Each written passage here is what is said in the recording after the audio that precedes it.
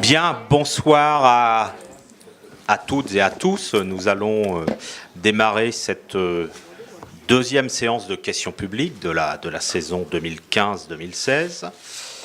Et ce soir, nous recevons le sénateur Ronan Dantec, sénateur écologiste de Loire-Atlantique, qui vient nous parler de la prochaine COP 21, la conférence de l'ONU, donc, qui se déroulera à partir de début décembre à Paris. L'angle choisi pour cette soirée, c'est de parler à la fois des objectifs globaux de la COP, de rappeler ce qu'on en attend, mais aussi de parler du rôle qu'ont les villes, les collectivités et les citoyens à jouer dans ce rendez-vous. Et ensuite dans la lutte contre le réchauffement climatique et la transition énergétique. Est-il besoin de présenter Ronan Dantec? Tout le monde le connaît, sénateur donc vert de Loire-Atlantique, qui est également conseiller municipal de Nantes. Et ce matin, il y avait un conseil municipal, justement, et on a vu le groupe écologiste, les élus écologistes qui ont quitté le conseil pendant le temps d'un vote et qui ont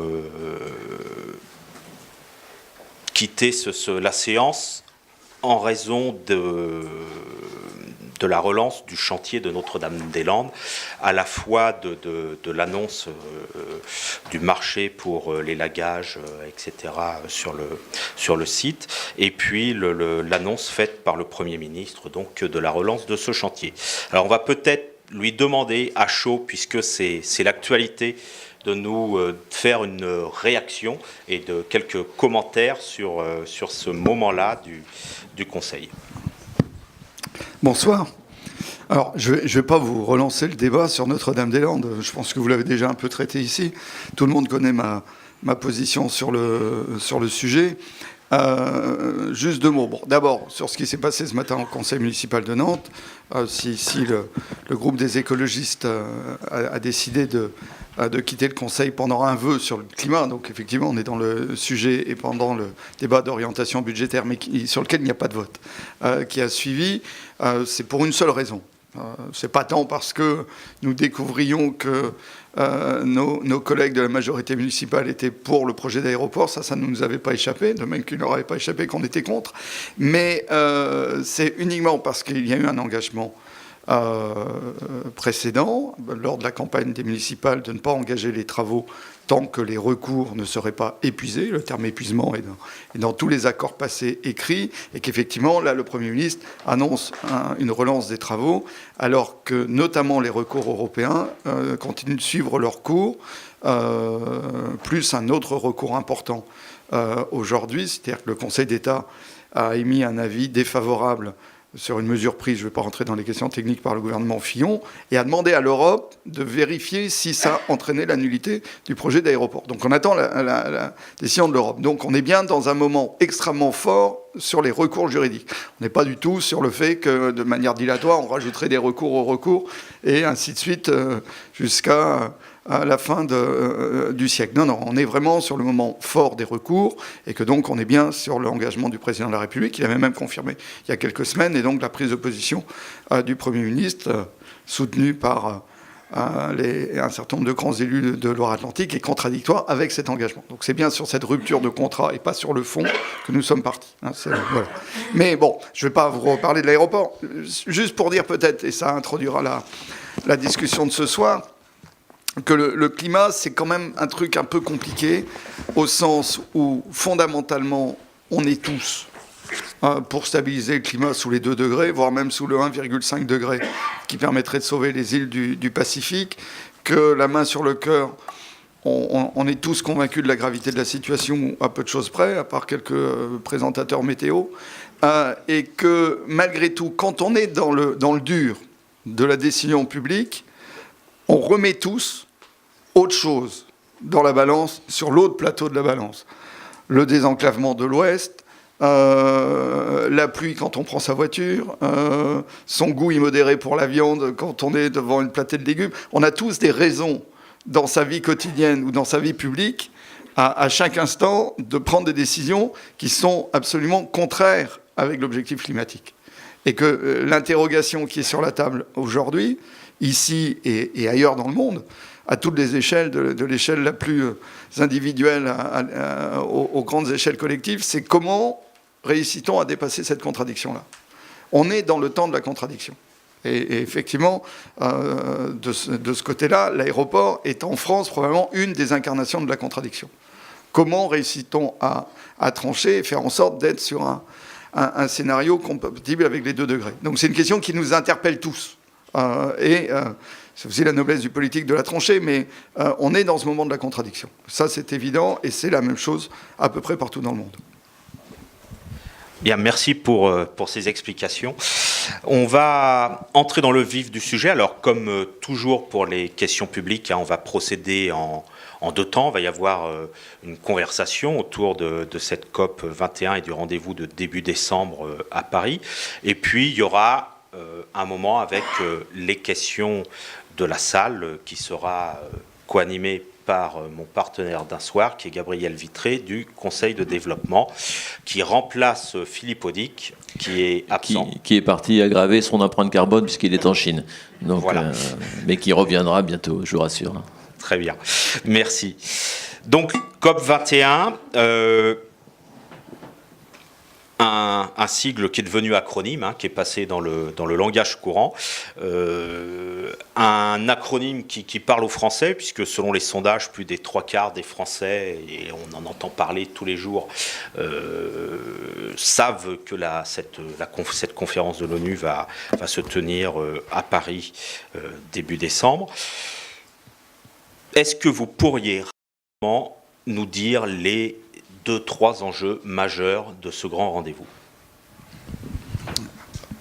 Oui. Et plus précisément? Sauver l'humanité. Et alors, comment procède-t-on? J'ai fait court. Vous avez fait court, c'est bien. Alors, là, évidemment, la deuxième question est déjà beaucoup plus complexe. Parce qu'évidemment, il ne s'agit pas de sauver la planète, mais ça, je crois que ça commence à passer un petit peu dans le langage collectif, que la planète survivra, un peu de choses près. C'est l'humanité qui se met en grand danger. Bon, peut-être une introduction d'abord sur quand même pourquoi on fait tout ça. Parce que finalement, je ne suis pas certain qu'on ait les idées si claires sur ce qui est en train de se passer. Ce qui est en train de se passer, c'est qu'en à peu près un siècle, si on reste sur le scénario du laisser-faire, qui est le scénario actuel, c'est-à-dire le scénario actuel est bien toujours le scénario le pire prévu par le GIEC, ce rassemblement des scientifiques sous l'égide de l'ONU dans leur rapport précédent, on est sur le scénario le pire. Et ce scénario-là, c'est un changement de température par rapport à la période pré-industrielle d'environ 5 degrés. 5 degrés de différence de température, c'est ce qui nous sépare de la période glaciaire par rapport au temps tempéré. Et ça, il a fallu quand même quelques dizaines de milliers d'années pour passer de la banquise qui était sur le nord, quasiment sur le nord de la France, au moins sur l'Angleterre, à ce que nous connaissons aujourd'hui. Et donc, faites le calcul, ça fait quand même quelques centaines, voire quelques milliers de générations. Il faut, là, que nous affrontions sur 3 générations ce qui a été collectivement géré sur à peu près 1 millier ou un peu plus de générations. C'est-à-dire que c'est ingérable. C'est objectivement ingérable. On a, à ce stade, à peu près gagné 1 degré. Gagné n'est pas le bon terme, mais on enregistre une augmentation des températures d'à peu près 1 degré sur les dernières décennies. 1 degré, ça a suffi pour la désorganisation forte d'une bonne partie du Sahel, et Boko Haram est une des incarnations de cette désorganisation liée notamment à des conflits de migration entre populations d'éleveurs et de populations d'agriculteurs. 1 degré, ça a suffi pour qu'on change déjà très profondément le régime des pêches en Atlantique. Il y a des régions au Canada connues pour l'importance des stocks de morue qui viennent d'interdire la pêche à la morue parce qu'il n'y a plus de morue. Pour ceux qui connaissent un peu, qui tremblent leur ligne ici, le Saint-Pierre est devenu un poisson assez important dans l'économie des pêches. Il n'existait pas, ou quasiment pas, il y a 30-40 ans. On est sur des mutations avec 1 degré déjà extrêmement importantes. On est avec ce 1 degré sur le fait qu'il n'y aura plus de banquise, très probablement, et sur une montée régulière des eaux, alors qui ne va pas s'arrêter à 1 mètre à la fin du XXIe siècle, ça va continuer après. Donc on est déjà à ça avec 1 degré. Et la communauté scientifique et politique, parce que c'est aussi une décision politique, prise notamment à Copenhague et à Cancun, se dit, les gars, il ne faut quand même pas qu'on déconne de trop, on va essayer de ne pas dépasser les 2 degrés. Parce que quand on voit les impacts à +1, si on dépasse le +2, là, très probablement, on va perdre le contrôle. Et derrière, c'est une désagrégation sociale, et notamment par crise alimentaire forte. Et comment fait-on pour fixer cette barre à 2 degrés ? C'est une barre assez politique, un peu paléoclimatique, mais pas tant que ça. C'est-à-dire que c'est un peu un débat entre les climatologues de savoir si, au-delà du 2 degrés, les cycles, notamment le relargage du méthane dans le permafrost qui commence à fondre, le fait que l'océan, comme il n'y a plus la calotte glaciaire qui reflète les rayons du soleil, va se réchauffer encore plus vite, et que donc les cycles vont s'accélérer. Mais ça, c'est pas une vérité scientifique, c'est un débat entre scientifiques. Mais ce qui est à peu près certain, c'est que rien que les crises alimentaires, les migrations, on est déjà à plusieurs dizaines de millions de migrants chaque année sur lesquels on peut faire un lien fort avec le climat. Le niveau de migration et le niveau de crise alimentaire fait que de toute manière, on n'y arrivera pas. Donc il y a un accord politique à 2 degrés. Mais c'est autant un accord politique que scientifique. Ça, c'est important de le rappeler. Et une partie, d'ailleurs, des nations disent 1,5, parce que 1,5, c'est ce qui permet d'éviter une montée des eaux qui submerge un certain nombre de petits pays insulaires du Pacifique. Donc, il vaut mieux faire moins de 2 degrés. D'ailleurs, en fait, les textes officiels disent under 2 degrés, c'est bien sous les 2 degrés. Donc on en est à se donner cet objectif, qui était déjà un objectif vraiment très à minima, parce qu'on va déjà prendre quand même énormément de crises à partir de là. Et effectivement, la question, c'est comment on fait.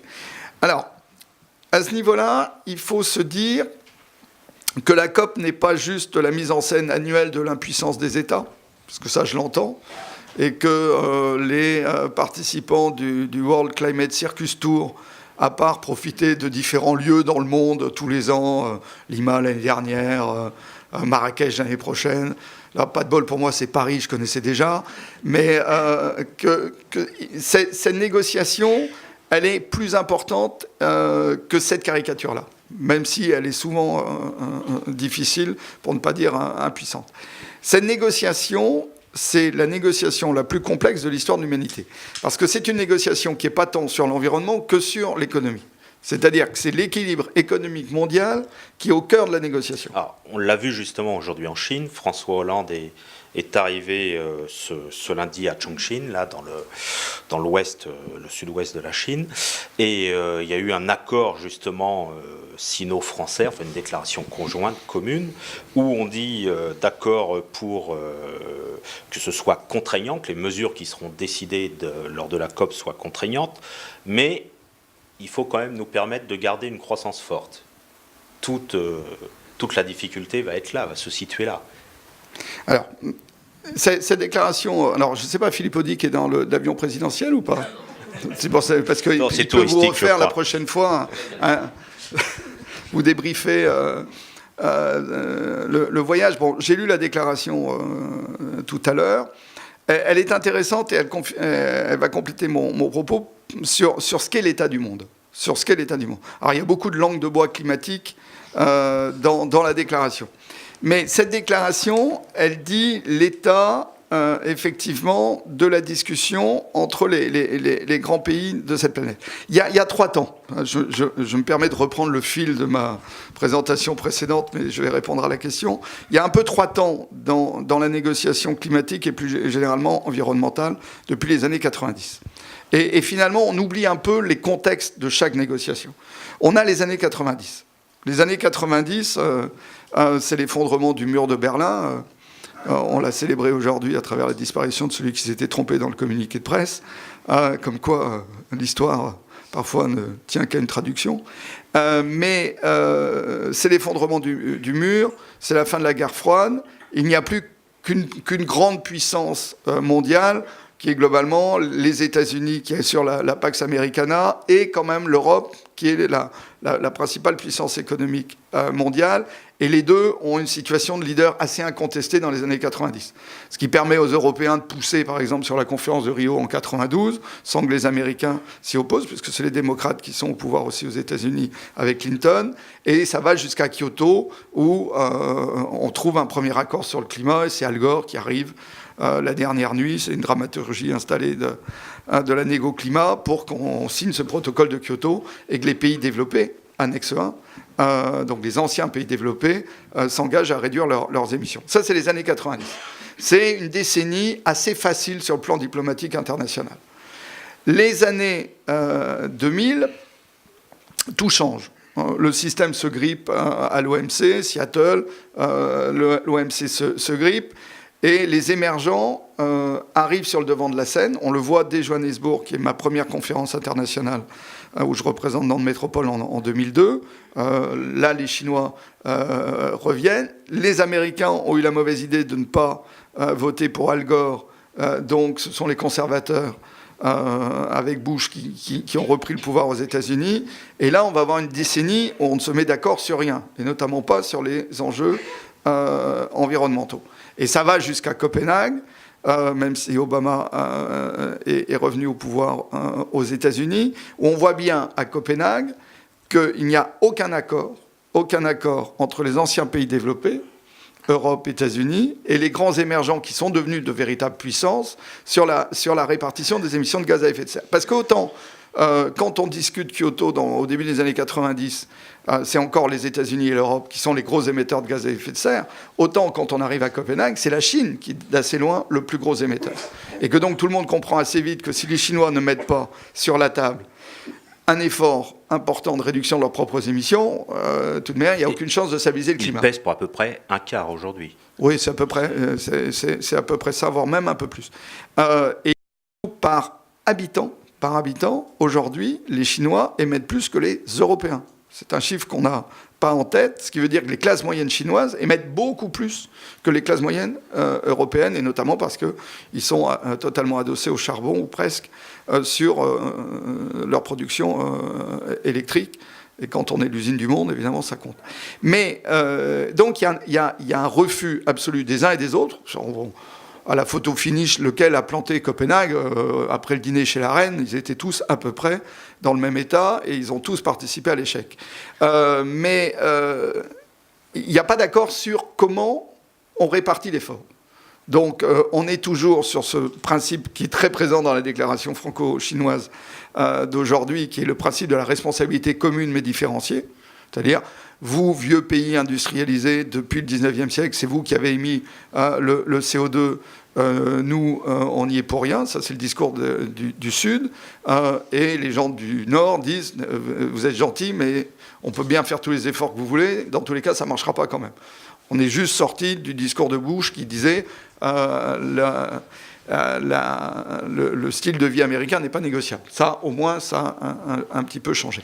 Et donc, ce qui est intéressant sur Paris, c'est que après l'échec de Copenhague, qui d'une certaine manière, à mon avis, en finit avec le vieux monde nord-sud, puisque ça ne veut plus dire grand-chose avec des émergents, on ne peut pas mettre le Mali et le Brésil dans la même catégorie, les uns et les autres se disent, bon, il va falloir quand même qu'on se mette d'accord sur la répartition de l'effort.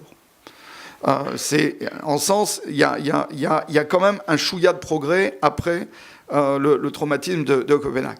Et ça vient à Durban, donc 2 ans après Copenhague, où sous pression des Africains, et ça a été intéressant, les uns et les autres relancent un cycle de négociation qui s'achèvera donc à Paris dans la nuit, on ne sait pas laquelle, mais vers le 13, où il s'agit de voir comment on contourne cette responsabilité commune mais différenciée, qui était l'héritière, y compris des non-alignés de l'histoire du tiers-monde, pour mieux répartir l'effort. Et l'intelligence, certains disent que c'est un contournement un peu facile, mais non, moi je crois que l'intelligence de Durban, c'est d'inventer la contribution volontaire. C'est-à-dire de dire à chaque État, on n'est pas capable de définir théoriquement ce qu'est la responsabilité commune mais différenciée, on n'y arrivera jamais. Donc, que chacun mette sur la table ce qu'il considère être sa responsabilité en termes d'effort. Et on arrive à des contributions volontaires. Et donc la Chine fait une contribution volontaire, présentée d'abord en parallèle avec les Américains. C'est assez intéressant d'ailleurs de voir comment ils ont négocié ensemble les contributions, et avec le dernier affichage avec François Hollande ce matin, qui est un affichage encore assez quand même entre deux eaux. La langue de bois du Parti communiste chinois reste quand même quelque chose d'assez fort. Si on décrypte, il y a assez peu de nouveaux engagements.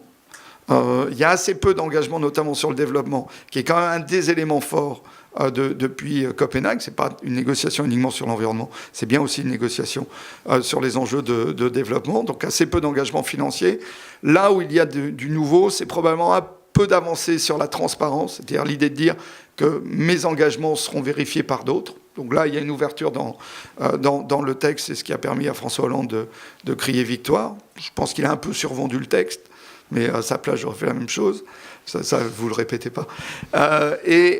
Simplement, peut-être sur les acteurs non étatiques, ça on va y revenir après, là aussi des avancées nouvelles de la part d'un pays du Sud, la Chine, qui n'a jamais été très ouverte, et ça j'en sais quelque chose, à l'ouverture de la négociation à autre chose que les acteurs étatiques. Donc voilà un petit peu cette négociation. Mais cette négociation, elle dit bien que nous sommes à Paris, non pas dans la négociation finale pour sauver le climat au XXIe siècle, mais dans le début de la négociation.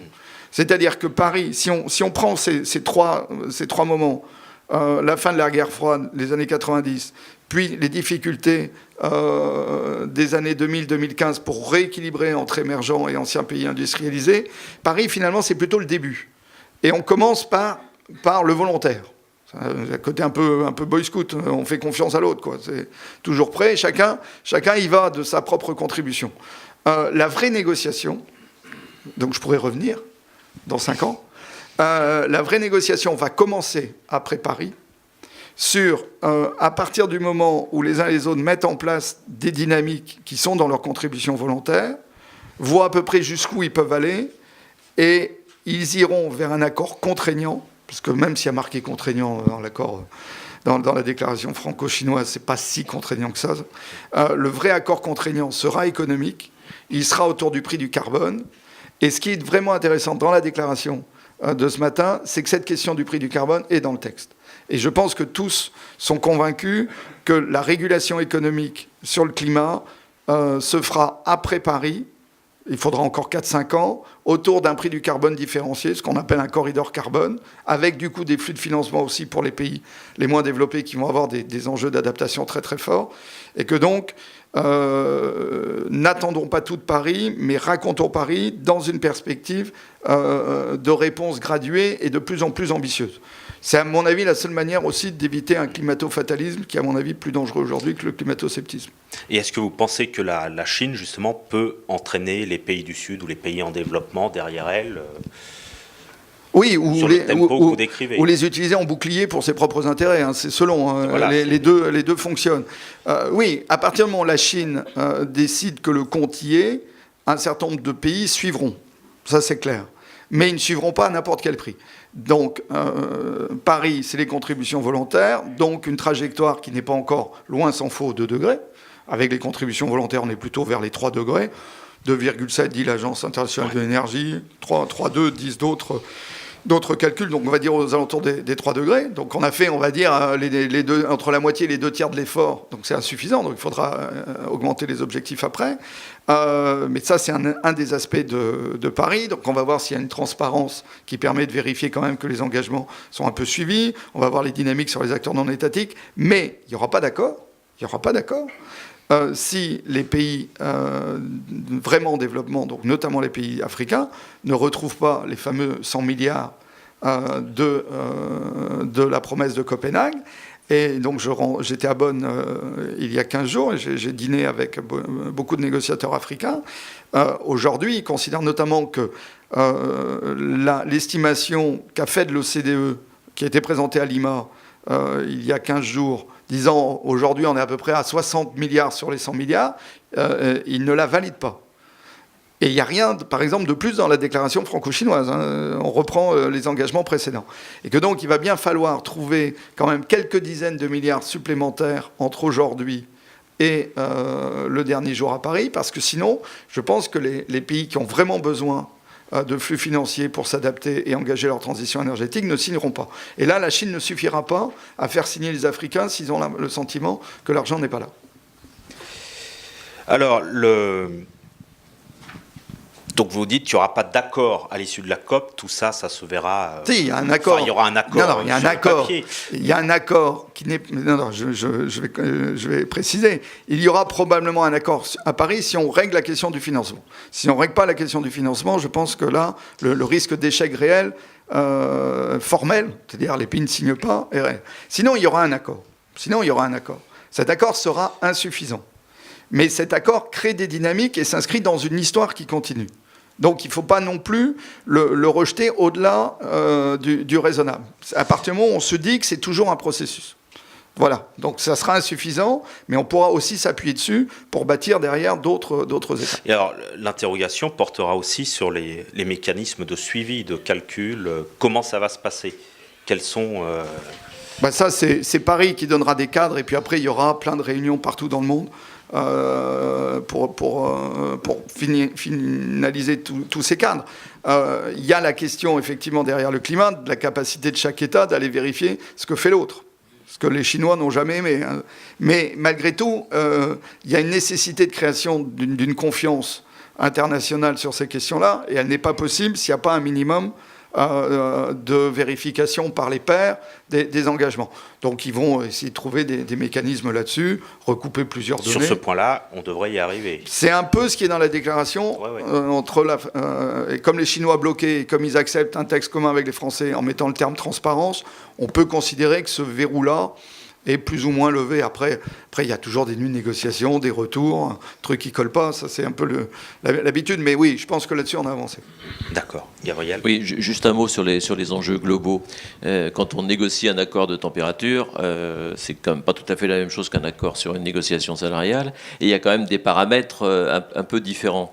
Tout ça, de la façon dont vous le présentez, on est à connaissance scientifique et technologique constante.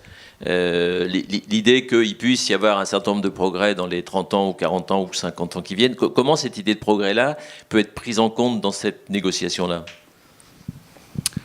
Je pense qu'elle est prise en compte sur un certain nombre de domaines. Par exemple, aujourd'hui, globalement, les négociateurs, par exemple, ont intégré l'évolution très rapide sur les énergies renouvelables. Parce que là, on est sur un cadre technologique connu, et où on voit la rapidité des évolutions. Quand on tire la courbe du photovoltaïque, par exemple, certains disent que le prix du kilowatt photovoltaïque suit à peu près le prix de la loi de Moore pour le prix de la puissance des microprocesseurs. C'est assez proche. C'est vrai que c'est assez intéressant de voir les deux évolutions. Et comme il y a des parts technologiques assez proches, on comprend pourquoi tout ça se suit. Donc on sait par exemple que demain, à l'échelle planétaire, probablement le kilowatt le moins cher de très loin, c'est le kilowatt photovoltaïque. J'étais avec le directeur de l'Agence internationale de l'énergie à Abu Dhabi, parce que mon empreinte carbone est quand même une vraie empreinte carbone. Pire que celle de Philippe Audic. Oui, je crois. Aujourd'hui, on a une agence internationale, on tire des courbes, on sait qu'on a là de la production et un outil technologique qui évolue rapidement. Donc il y a des domaines où on fait le pari d'une évolution technologique, mais dans des cadres un peu connus. Le risque qu'on a toujours sur le discours technologique qui peut devenir scientiste, c'est de dire on n'a pas la solution aujourd'hui sur le risque climatique, mais vous inquiétez pas, on va la trouver. Ça, c'est extrêmement dangereux. Parce que c'est justifié de rien faire aujourd'hui, alors que ça chauffe déjà beaucoup, et de se retrouver demain en situation de rupture et de catastrophe. Donc, je crois qu'aujourd'hui, beaucoup d'acteurs intègrent des évolutions technologiques, sur la voiture par exemple, moi je crois beaucoup à la voiture électrique avec du photovoltaïque à l'autre bout de la chaîne, je n'ai pas besoin de vous faire la chaîne complète, parce que c'est le moins cher, c'est pas par vision idéologique anti-nucléaire, c'est juste tellement moins cher qu'il n'y a pas de raison de faire du nucléaire. Mais que dans un certain nombre de domaines, on voit bien comment ça peut évoluer, ou l'isolation des bâtiments et autres, que d'une certaine manière, pour répondre encore plus à la question, finalement, technologiquement, on a déjà les solutions. On n'a pas de gros enjeux techniques supplémentaires. On a plus des enjeux de déploiement et donc de puissance financière pour accélérer le déploiement. C'est-à-dire la question est peut-être plus financière que technologique. Aujourd'hui, je pense que c'est surtout là qu'on a de vraies difficultés, c'est-à-dire comment, et ça se pose même à l'échelle de Nantes Métropole, comment fait-on pour, sur un temps court, déployer suffisamment de réponses, mobiliser suffisamment de financement, et notamment dans des sociétés en plus très contraintes sur la dimension financière. Alors, vous venez de parler de Nantes Métropole, après Oui, j'ai fourni la transition. La transition, merci, vous êtes parfait. On va en venir à discuter des villes, du rôle des collectivités et des habitants des villes dans la lutte contre le réchauffement et la transition énergétique. Alors, je vais revenir au sondage, le sondage qu'évoquait tout à l'heure Gabriel, fait par l'Institut IFOP, qui disait, enfin, on voit qu'il y a quand même une forte attente, à peu près la moitié des Français qui disent que cette COP sera réussie si on a des solutions concrètes, c'est-à-dire des choses que l'on peut mettre en œuvre individuellement. Et une bonne information sur ces solutions à mettre en œuvre. Comment ça peut se passer? Quel rôle peuvent jouer les villes? Et comment on articule surtout entre ces habitants de villes plus ou moins grandes et puis après les politiques à côté, ceux qui décident? Alors, sur ce sondage, d'abord, un commentaire qui est vraiment notre difficulté politique. C'est-à-dire qu'on avait fait un atelier climat à Nantes Métropole il y a quelques années pour essayer aussi de comprendre comment les habitants se positionnaient sur la question climatique. Moi, j'ai quand même le sentiment qu'ils sont toujours un petit peu perdus. C'est-à-dire qu'aujourd'hui, je pense que la plupart des habitants de ce pays ont intégré la gravité de la crise climatique. Ils l'ont quand même intégré dans le cadre d'une vision du monde où ils considèrent qu'il y a d'autres risques, y compris des risques personnels, sur la précarité, c'est pas leur seul risque. Ça, c'est important pour, à mon avis, l'état de l'opinion française sur cette question-là.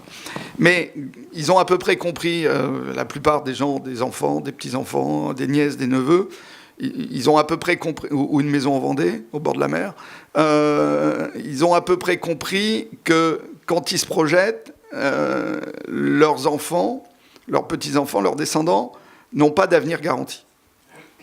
Ça, je pense que c'est à peu près passé. Mais de là à faire le lien, c'est un peu notre histoire d'aéroport de départ, de là à faire le lien avec leur vie quotidienne, ça reste compliqué. Ça reste compliqué. D'abord, on leur a peut-être survendu le fait que ça se jouait dans leur vie quotidienne.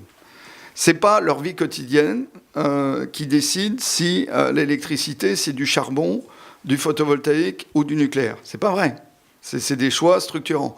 C'est pas leur décision personnelle qui fait que les logements sociaux sont couplés à un réseau de chaleur, comme c'est le cas dans des villes performantes, disons, dans le métropole, ou à l'inverse, sur du convecteur électrique, comme Jean Nouvel l'a produit à Mulhouse, avec des gens qui n'arrivaient plus à payer leur facture d'électricité tellement c'était des passoires thermiques. C'est pas eux qui ont décidé de ça, quand ils ont demandé un logement social, de savoir quel était le choix énergétique qui était derrière. Et ils n'ont pas la capacité de ce choix-là, si ce n'est dans la commande politique qui passe au moment démocratique. Donc l'habitant n'a pas toutes les possibilités. Si le logement est trop cher dans la ville-centre et qu'ils sont à 30-40 km, c'est probable qu'ils auront besoin d'une voiture. Ils n'auront pas une et deux voitures, dit Richard, et ils vont pas être en maîtrise de tout. Donc c'est bien aussi la politique urbaine qui est menée, qui fait qu'ils peuvent ou pas vivre dans la ville-centre. Après, il y a une part de choix individuel quand même que je ne cherche pas du tout à dédouaner, mais une bonne partie de la réponse est quand même dans la décision publique et politique. De ce côté-là, je reste assez... Mais la communication insiste beaucoup sur la responsabilité individuelle. Oui, mais c'est bien ce que j'ai dit. Moi, je trouve qu'on a survendu la responsabilité individuelle. Alors, elle existe. Si je mange 4 kilos de viande tous les jours, d'abord, c'est pas bon pour ma santé, mais pas du tout. Mais effectivement, là, le bilan CO2 est colossal. Si pour les vacances, chaque année, je décide d'aller à l'autre bout de la planète, c'est sûr que mon empreinte carbone va être supérieure au fait d'aller en vélo à Pornic. C'est certain. Donc il y a une part de responsabilité individuelle. Mais c'est un équilibre entre les deux. Donc il faut à la fois redire aux citoyens que c'est quand même d'abord les grands choix politiques structurants qui sont sur les émissions, et après lui réexpliquer quelle est la part dans sa vie quotidienne des gestes qui ont le plus d'impact en termes de CO2. Et on a effectivement du mal, à mon avis, sur les deux champs. Parce que ça devient assez complexe. Est-ce qu'il n'y a pas une confusion justement entre la lutte contre le réchauffement, la transition énergétique, etc. On mélange un peu tout dans un vaste magma. Oui, aussi. Mais enfin, à part que la réponse aux deux est un peu la même. Donc c'est pas vraiment un magma. Je dirais même qu'on a quand même un coup de bol par rapport au changement climatique, c'est d'avoir une transition énergétique à disposition. Ça, c'est quand même une chance. C'est-à-dire, imaginez qu'on n'ait pas le renouvelable, qu'on n'ait pas aujourd'hui capacité de produire de l'électricité par du photovoltaïque, par de l'éolien, pour prendre les technologies d'avenir. On serait toujours condamné au charbon. Parce qu'il est évident qu'on ne vendra pas de centrales nucléaires partout dans le monde. Donc, c'est quand même parce qu'on a aussi aujourd'hui capacité à montrer que l'efficacité énergétique, l'isolation, ça fonctionne, qu'on a un discours positif sur cette transition énergétique, qu'on peut répondre aux enjeux climatiques. Donc, c'est une vraie chance. Il y a 25 ans, il y avait déjà un discours écolo sur le renouvelable, mais en termes de modèle économique, on ramait un peu. Cette mutation sur le renouvelable de ces 10 dernières années est une vraie chance à ce niveau-là. Et on a comme ça quelques éléments qui permettent de raconter quand même une histoire positive de transition qui est tout à fait climato-résiliente. Et ça, c'est quand même un point sur lequel on a eu une vraie opportunité, qui permet de pas non plus, je l'ai dit tout à l'heure, mais ça, pour moi, c'est une vraie priorité. Alors, j'ai été traité de climato-bisounours par un de mes opposants habituels, qui me trouve toujours trop optimiste et pas assez méchant avec les autres. Mais il faut qu'on ait des points pour raconter une histoire où on peut mobiliser sur la question climatique. Et je pense que le fait d'avoir une solution technique sur la production énergétique et notamment électrique, l'électricité restant l'avenir du monde. C'est pour ça que je suis quand même invité par EDF régulièrement, même si sur certains choix de production, je suis un peu sceptique. Parce qu'on démontre que c'est une meilleure maîtrise en termes de charge. Ça coûte moins cher de faire de l'efficacité énergétique. Donc les gens ont plus la maîtrise de leur vie quotidienne. Parce qu'on démontre qu'on peut faire de la ville plus compacte, qui soit une ville agréable à vivre, avec des espaces publics de qualité, et que cette mutation urbaine est favorable aux habitants, qu'on peut entraîner les habitants. Parce que si on leur dit juste ça va être dur, on a plus de mal quand même. Donc voilà, on est dans cette dynamique-là et on doit être porteur de cette dynamique-là. Ça, c'est vraiment ma conviction. Alors, alors j'en reviens toujours au sondage, mais qui nous donne quelques indications et ordres de grandeur. Grosso modo, pour moitié, les Français pensent que le principal obstacle à modifier, à changer, on ne parle pas de révolutionner leur mode de vie, ça va être un obstacle financier. C'est-à-dire lutter contre le réchauffement chez soi ou dans sa vie quotidienne, ça va coûter cher ou ça va me faire perdre de l'argent. Oui, et c'est ce que je disais. Et on est dans le cadre d'une société anxiogène où les gens ont l'impression déjà de ne pas y arriver, où on a aussi des classes moyennes qui sont extrêmement exigeantes et très, très attentives au fait de maintenir leur budget loisir. Il y a aussi cette part-là qui joue beaucoup dans les choix financiers. Mais fondamentalement, quand on parle notamment de l'isolation, ça ne marche pas si bien aujourd'hui. Les prêts à taux zéro, FNE a présenté récemment une étude là-dessus. C'est-à-dire qu'on a de vrais problèmes aujourd'hui d'ingénierie financière sur la transition, et notamment à l'échelle individuelle. Il y a plein de gens qui sont prêts à revoir leur maison pour émettre moins de CO2 et consommer moins. Il n'y a aucune raison de ne pas vouloir consommer moins. Donc, simplement, qu'est-ce qui se passe ? Déjà, ils ne savent pas trop à qui s'adresser, le cadre est compliqué. Alors, après, ils peuvent aller jusqu'à l'espace Info-Énergie qui est là pour ça quand même. On leur laisse quand même encore beaucoup de démarches à faire. Ce n'est pas encore quelque chose de totalement accompagné, parce que ça serait y compris cher pour la collectivité. Donc après, ils vont aller voir des artisans, on va leur donner une liste, et ils vont aller voir leur banque. Et là, on va s'apercevoir que leur taux d'endettement, comme beaucoup d'entre nous, ils sont au maximum, ou presque, et que donc ça passe pas.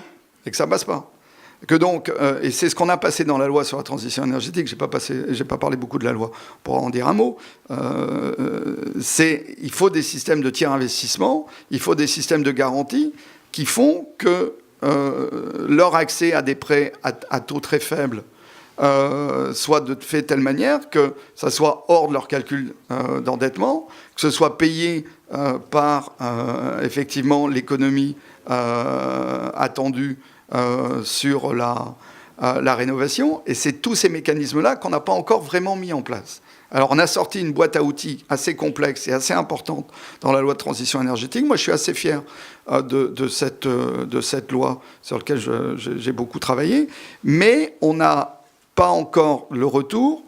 Est-ce que la boîte à outils fonctionne ? Est-ce qu'il ne manque pas la clé de 12 ou un cruciforme ? Est-ce qu'il n'y a pas des outils trop complexes que personne ne sait utiliser ? On va avoir besoin d'un retour d'un retour d'expérience assez fort pour l'améliorer assez rapidement. Mais il va falloir vraiment trouver d'autres solutions. Et à partir de là, par contre, ça peut aller assez vite. On sait que la France est un pays qui est souvent en retard. On l'avait vu sur l'ordinateur, on l'a vu à peu près sur toutes les nouvelles technologies. Mais une fois qu'elle rattrape, elle rattrape assez vite. Et moi, je pense que dans ce domaine-là, ça pourrait aller assez vite. Et puis là, c'est un facteur de développement, pour ne pas utiliser le terme croissance, qui est un peu piégeux, assez rapide. Mais on est dans ce moment-là. On est dans le moment où on commence à comprendre ce qu'il faut faire, où on a des outils, où on voit des trucs qui ne marchent pas, on voit des seuils qu'on n'a pas passés, et toute la question, ça va être de les passer, effectivement, dans un délai assez court. Et c'est là que les villes, les collectivités ont leur rôle à jouer. Absolument, parce que dans la présentation initiale, on n'a pas rappelé pourquoi j'avais droit à une empreinte carbone au-delà de la moyenne. C'est que donc je suis depuis maintenant presque une dizaine d'années, et c'est une décision de Nantes Métropole de l'époque, avec Jean-Marc Ayrault, le porte-parole climat d'une organisation mondiale qui s'appelle Cité Gouvernements Locaux Unis, qui est la grande organisation mondiale des collectivités.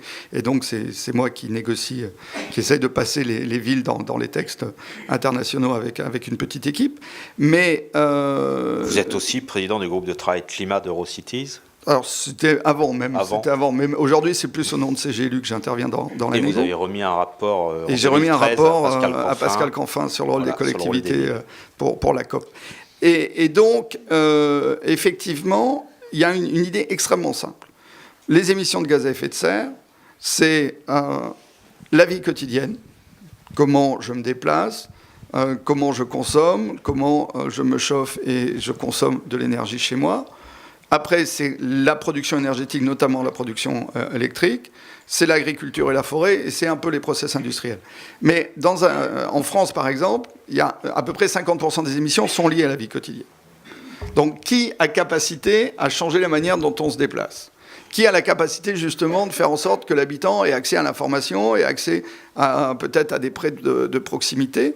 Qui a la main sur la planification urbaine, qui est un enjeu majeur si on veut limiter les émissions de gaz à effet de serre, c'est bien l'élu local. Donc les décisions des élus locaux ont un impact sur au moins 50% des émissions mondiales et probablement un impact en plus sur les émissions les plus faciles et les plus rapides à corriger. Comme on est quand même dans une course contre la montre, c'est pas négligeable. Et que donc, très clairement, si les élus locaux, mobilisant l'ensemble des acteurs de leur territoire, n'agissent pas, aucun pays, alors strictement aucun pays, ne peut tenir ses engagements de réduction d'émissions. Cette idée-là, on la porte depuis longtemps, donc, dans les négociations internationales, c'est en train de s'imposer. C'est en train de s'imposer. C'est-à-dire que, et là, dans l'accord, enfin dans la déclaration France-Chine, il y a un paragraphe spécifique, et ça c'est quand même une bonne nouvelle, parce que les Chinois généralement refusaient tous signaux décentralisateurs dans leur texte, c'est un peu centralisé quand même comme pays. Et pour la première fois, dans la déclaration, l'aspect ville, région et acteurs non étatiques est clairement marqué. Donc je pense qu'on a réussi à faire passer l'idée, et notamment, c'est aussi ce qu'on a porté à Lyon, où je co-présidais le sommet sur le mondial climat et territoire en juillet, avec le soutien de tous les autres acteurs non étatiques. On a réussi maintenant à faire passer le message que si on n'associait pas l'ensemble des acteurs, et notamment les territoires, et notamment les élus, on ne pouvait pas tenir les objectifs. Parce qu'effectivement, l'impact, la capacité de modifier la vie quotidienne, elle est là. C'est tout simple, c'est la vie quotidienne, donc c'est les élus locaux. Et il faut reconnaître que la France, le Pérou l'a fait aussi l'année précédente, en mettant l'accord de Paris sur 4 piliers, donc le texte officiel, les contributions, le financement et l'agenda des solutions, a pour la première fois donné aux acteurs non étatiques un espace spécifique, et y compris, alors je ne vais pas rentrer trop dans le texte de négociation, y compris mais dans ce qu'on appelle le Workstream 2, donc la partie 2015-2020, donc les prochaines années, de vraies propositions de travail en commun entre États et acteurs non étatiques. C'est très nouveau dans le texte de négociation. Pour autant, on n'a pas tout gagné encore. On demande un accès facilité au financement pour les grandes villes du Sud, les villes africaines ont une capacité d'investissement, d'emprunt proche de zéro. Donc comment elles ont accès aux fonds verts et à l'ensemble des financements, ça reste des questions qui sont sur la table. Donc on n'a pas gagné sur tout. Mais on a quand même un peu poussé les murs et un peu changé le système. On a parlé de négociation des États, là vous parlez de la diplomatie des villes, enfin, qui est une expression que vous employez souvent. À l'échelle de la société civile dont Franck a parlé, est-ce qu'il y a une société civile mondiale sur ces questions-là, ou est-ce que c'est la dernière utopie écologiste ? Ça peut être les deux. Je pense que c'est une vraie utopie. Alors c'est une utopie, moi, qui m'intéresse beaucoup, c'est de dire, finalement, les États, dans des négociations internationales, c'est quand même 200 intérêts nationaux autour d'une même table. Donc trouver un accord entre 200 intérêts particuliers, c'est quand même très compliqué. C'est quand même très, très compliqué. C'est pas pour rien que la négociation est difficile. Paradoxalement, je vois les villes, mais c'est pareil pour d'autres acteurs. Un maire de grande ville, qu'il soit en Chine ou à Paris, il a des problèmes de pollution atmosphérique, il a des problèmes de congestion, qu'il soit aux États-Unis ou en Afrique, il a de la ségrégation sociale dans sa ville, il a à gérer des précarités et de la proximité. Donc finalement, il y a une culture commune forte. Et moins tamponné dans le cadre national. Alors, restons raisonnables sur l'utopie. Si le maire de grande ville devient ministre, il va siéger à la table des négociations en redéfendant des intérêts nationaux. Donc, il n'est pas tout à fait extraterritorial pour autant. Mais en tout cas, tant qu'il est élu de grande ville, ou même ou président de région, il y a une culture commune. Et cette culture commune, on arrive à l'exprimer dans les négociations. C'est-à-dire quand je m'exprime dans les négociations ou un autre élu, je parle au nom de l'ensemble des collectivités de la planète. C'est-à-dire l'ensemble des réseaux de collectivités arrivent à s'exprimer d'une seule voix. C'est le seul niveau politique dans les négociations sur le climat ou dans d'autres négociations internationales qui a capacité à effectivement s'exprimer d'une seule voix. C'est intéressant. Alors, c'est une forme de démocratie fragile. D'abord, ça reste une démocratie représentative, au sens où il y a des gens qui sont nommés par des organisations plus ou moins représentatives. Je pense que celles sur les collectivités le sont. Après, sur d'autres groupes ONG, on se dit, ils parlent au nom de l'ensemble, ou elles parlent au nom de l'ensemble des femmes de la planète. Est-ce que vraiment elle a le mandat de l'ensemble des femmes de la planète, ou l'ensemble... donc ça reste quand même fragile. Mais effectivement, le fait qu'on ait, à côté des États, de manière transversale à l'échelle mondiale, cette capacité d'expression d'acteurs qui ne parlent plus d'un point de vue d'un intérêt national, est quand même une évolution mondiale intéressante. Et en fait, il faut faire converger les deux. On ne va pas faire disparaître les États, je pense que ça, ce n'est pas à l'ordre du jour. Mais comment, finalement, ces gens qui parlent avec une culture collective, quand les représentants des peuples autochtones parlent, qu'ils soient amazoniens ou représentants d'une tribu Peul, il a à peu près une vision du monde assez proche. Donc il peut s'exprimer au nom des peuples, de l'ensemble des peuples autochtones.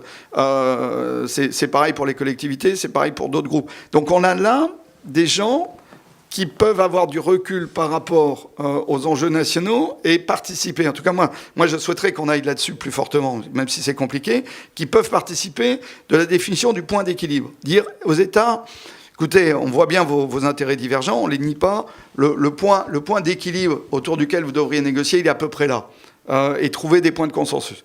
On en a trouvé sur l'approche territoriale, on a dit aux États, et ça a été tamponné par toutes les organisations représentatives, business, syndicats, ONG, collectivités, il faut que vous mettiez l'approche territoriale. Ça, c'est un point de consensus. On leur a dit, vous ne pouvez pas ne pas lier climat et développement. Ça, c'est un point de consensus.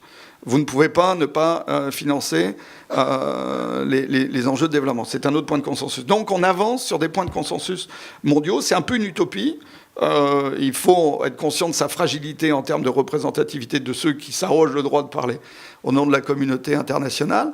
Mais c'est intéressant quand même parce que ça donne une autre vision du monde. Mais cette société civile, elle peut faire entendre toutes sortes de musique parce que elle peut aussi réagir indépendamment des schémas classiques de décision et être très porteuse de solutions nouvelles. Et en même temps, elle peut aussi traduire une espèce d'impuissance des politiques. Il y a une petite musique qu'on entend dans les études d'opinion aujourd'hui qui est de dire les élus sont relativement impuissants sur des grandes questions. Donc peut-être qu'on va confier ça à des gens qui ne seraient pas élus pour s'en occuper. Enfin, on commence un peu à entendre ça. Alors, soit la société civile est capable d'elle-même de porter des solutions, ça existe aussi au niveau local, ou il y a une autre musique qui peut être aussi une musique semi-autoritaire sur ces questions-là. Ouais, moi je ressens assez peu cette approche à l'échelle internationale. Non, je pense que cette société civile, mais dans la société civile, on parle principalement des ONG à ce moment de l'histoire. C'est-à-dire l'ONU reconnaît 9 groupes majeurs. Donc il y a les collectivités, les entreprises, les syndicats, les peuples autochtones, et après il y a un groupe femmes, un groupe jeunes, un groupe ONG environnemental, un groupe fermier, donc il y a 9 groupes. Je pense que ces groupes-là ne sont pas là-dessus. Je pense que le défi qui est maintenant celui des ONG, et je pense qu'elles en sont assez conscientes, c'est qu'elles ont été beaucoup dans la contestation, y compris, on le verra encore à Paris avec un truc qui s'appelle le Fossil Day, où chaque jour un État est montré du doigt par les grandes ONG internationales parce qu'il n'a pas fait le boulot pour faciliter la négociation. Alors ça tombe souvent sur le Canada, l'Arabie Saoudite, sur un certain nombre de pays qui font effectivement, objectivement, peu d'efforts. Mais je pense qu'elles sont en fin de cycle et qu'effectivement, j'en discutais avec des gens qui sont plutôt, par ailleurs, assez contestataires dans leur lecture du monde. Ils sont bien conscients qu'ils ne peuvent pas en rester là. Et donc, à un moment, il faut passer un cap. Quand on dit, par exemple, il faut laisser les 3/4 du fossile, du charbon, du pétrole dans le sol. C'est aujourd'hui un thème fort des ONG. C'est scientifiquement assez logique, puisque si on l'utilise, on grille. Bien. Alors, mais la question c'est, mais qui a le droit d'exploiter ? Est-ce que c'est les Russes, les Canadiens, les pays pétroliers du Golfe, ou les Vénézuéliens, ou comment on fait ? Elles ne répondent pas à ça, à ce stade. Elles n'y répondent pas. Mais je pense qu'elles sont conscientes qu'elles ne peuvent plus rester juste au niveau du slogan et qu'à un moment, elles doivent rentrer dans le dur. Alors, rentrer dans le dur, c'est vraiment dur, parce que, comme beaucoup d'États sont un peu avec des discours contradictoires et à géométrie variable, ça veut dire aussi faire des choix dans la manière de critiquer les États. Mais je pense qu'elles sont dans ce moment de bascule, où elles sont obligées de participer à la définition plus précise de la solution. Et on le verra, et moi je pense qu'on le verra, dans la définition justement du modèle de régulation économique climat, qui est le cycle de négociation d'après Paris, où les uns et les autres seront obligés non pas de rester dans un discours un peu général, mais de rentrer effectivement un peu plus dans la précision pour participer de la définition d'un cadre vraiment opérationnel. Vous nous avez dit précédemment que les villes sont les organisations, enfin les ensembles les plus aptes à réagir, à mettre en œuvre cette lutte contre le réchauffement climatique. Est-ce que vous avez des exemples que vous collectez comme ça au cours de vos nombreux voyages, comme vous le disiez vous-même ? Oui, alors par exemple, Nantes Métropole. Ça, c'est à vélo, vous le faites. C'est à vélo, ou à pied plutôt. Ceux qui me connaissent, si je dis que je le fais à vélo, là, je ne passerai pas la soirée. Je ne suis pas un grand pratiquant du vélo dans la ville, mais je marche. Je le dis tranquillement après avoir quitté ce matin le conseil municipal pour des accords sur un dossier majeur. Je pense quand même que sur les politiques climatiques, ce qu'on a fait à Nantes depuis 10 ans avec le plan climat, depuis 20 ans sur les transports publics, on n'a vraiment pas à rougir. C'est-à-dire que quand je compare avec d'autres villes, je pense qu'en France, par exemple, à part Grenoble, il n'y a pas d'autres villes avec une approche aussi systémique, des choix quand même d'investissement lourds sur les réseaux de chaleur, sur les transports publics, des choix urbains cohérents, densification, écoquartier. Alors après, on peut toujours trouver un projet qui ne va pas, et on en a tous, des trucs où on se dit on n'aurait pas fait comme ça, moi le premier, mais globalement, je pense qu'il y a une vraie cohérence, et c'est pas pour rien qu'on est vraiment un des rares territoires qui aujourd'hui peut dire on va faire nos moins 30% en 2020. C'était le contrat du plan climat. J'étais encore le vice-président, c'était dans la période 2006-2007, puis après il y a eu Pascal Chiron et maintenant Julie Larnous, mais on tient l'objectif. Et le contrat passé avec les Nantais, les habitants de l'Agglo, de faire un moins 50% en 2030, qui est vraiment ambitieux. C'est pas facile de faire moins 50% en 2030. Je pense qu'on peut le tenir. Qu'on a suffisamment la maîtrise de l'action publique pour le tenir. Après dans les territoires impressionnants, on a quelques grandes villes aujourd'hui dans le monde. Je pense à des villes comme Copenhague ou Vancouver, qui affichent la volonté d'arriver à la neutralité carbone dès 2025-2030. Après, il faut quand même regarder dans le détail de leur neutralité carbone, parce qu'une part est liée à de la production qui passe sur le territoire. Donc chacun raconte un peu son histoire, mais globalement, le cadre est là. Et c'est toujours des villes, ça c'est intéressant, à peu près avec les mêmes réponses. Notamment, réseau de chaleur, ça c'est très clair. L'habitat chauffé par le réseau de chaleur, à peu près toutes les villes qui arrivent à des résultats massifs aujourd'hui sont plutôt sur du réseau de chaleur. Donc ça c'est important. Beaucoup de développement de renouvelables, ça c'est clair aussi, et notamment intégré dans la ville. Je pense que le fait d'intégrer le renouvelable à l'échelle du bâti, c'est quand même un des points sur lequel on va avancer le plus aujourd'hui. Donc je trouve que c'est des villes qui travaillent beaucoup. Mais Dar es Salaam a mis en place quelque chose qui est très proche du Busway nantais. Je pense que c'est... et c'est plus difficile à faire que chez nous, quoi. C'est-à-dire que c'est compliqué. D'autres villes n'y arrivent pas. Je pense que Nairobi, par exemple, c'est une catastrophe absolue, mais y compris parce que y a des groupes de pression... les groupes de pression, les mafias qui tiennent les minibus refusent le métro à Nairobi, donc ils ont des difficultés. Donc ça veut dire que c'est aussi des villes qu'il va falloir aider, qu'il va falloir financer pour qu'elles réussissent à passer ce cap-là. Je pense qu'il y a des exemples un peu partout dans le monde. Une ville comme Johannesburg aujourd'hui est très mobilisée. Le maire de Johannesburg est extrêmement actif sur les questions climatiques.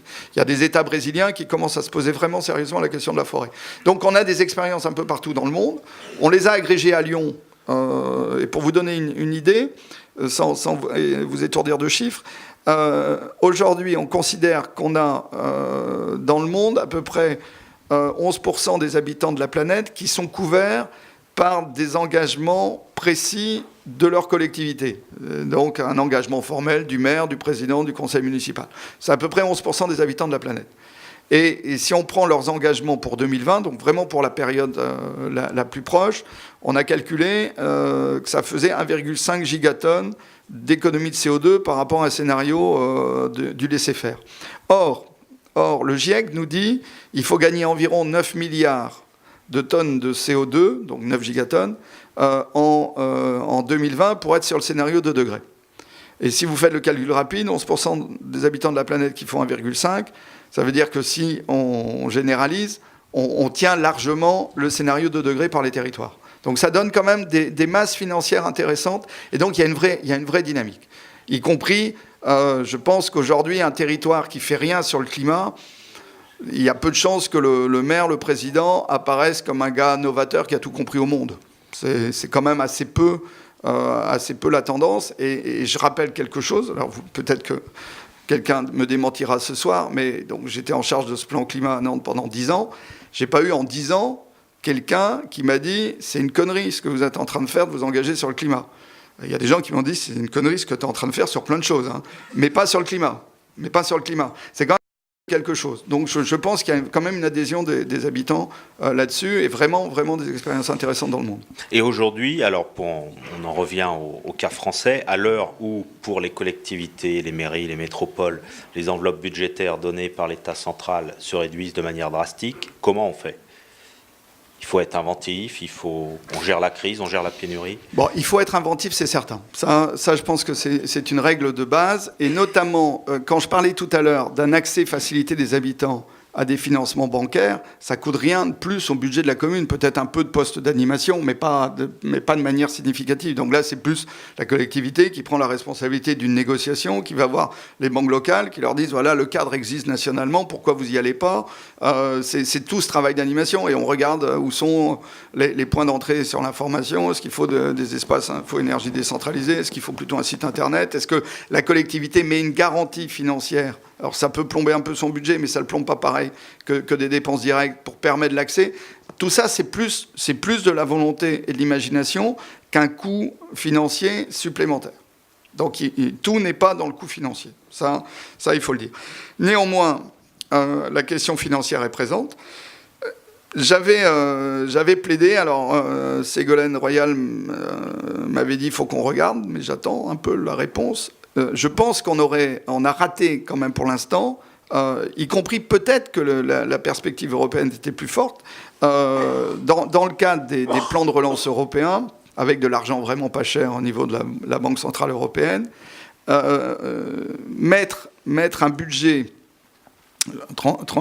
transition énergétique, lutte contre le changement climatique, hors du budget global d'endettement des communes, en se disant là, il y a du retour sur investissement, donc il n'y a pas de raison, c'est plutôt un budget annexe, on n'a pas de raison de le mettre dans le taux d'endettement des collectivités. On n'est pas allé assez loin dans le fait d'explorer ça. Après, demain, et ça, avec Eurocities, à l'époque, on l'avait pas mal défendu, je reste convaincu qu'il faudra aussi que les collectivités soient financées sur leurs résultats sur le climat. Alors ça, c'est... certains ou certaines dans la salle ont connu ça. C'est un truc qu'on a beaucoup défendu. Je pense qu'il faudrait qu'on aille vers une forme de dotation générale additionnelle climat, un genre de DGF climat, adossé aux résultats des territoires. Ça ne serait pas si compliqué à faire. On a réussi à passer dans la loi. C'est-à-dire faire ce qu'on va faire pour les États au niveau des collectivités. Pour les États, il n'y a pas de... Non, mais les mesures, les pas mécanismes de pas obligatoirement oui, les mécanismes de suivi, mais ça, c'est dans la loi. On a passé dans la loi sur la transition énergétique. Il se trouvait que je présidais le groupe de travail gouvernance et nos propositions. Justement, on a trouvé un consensus entre les acteurs qui étaient présents et les acteurs non étatiques.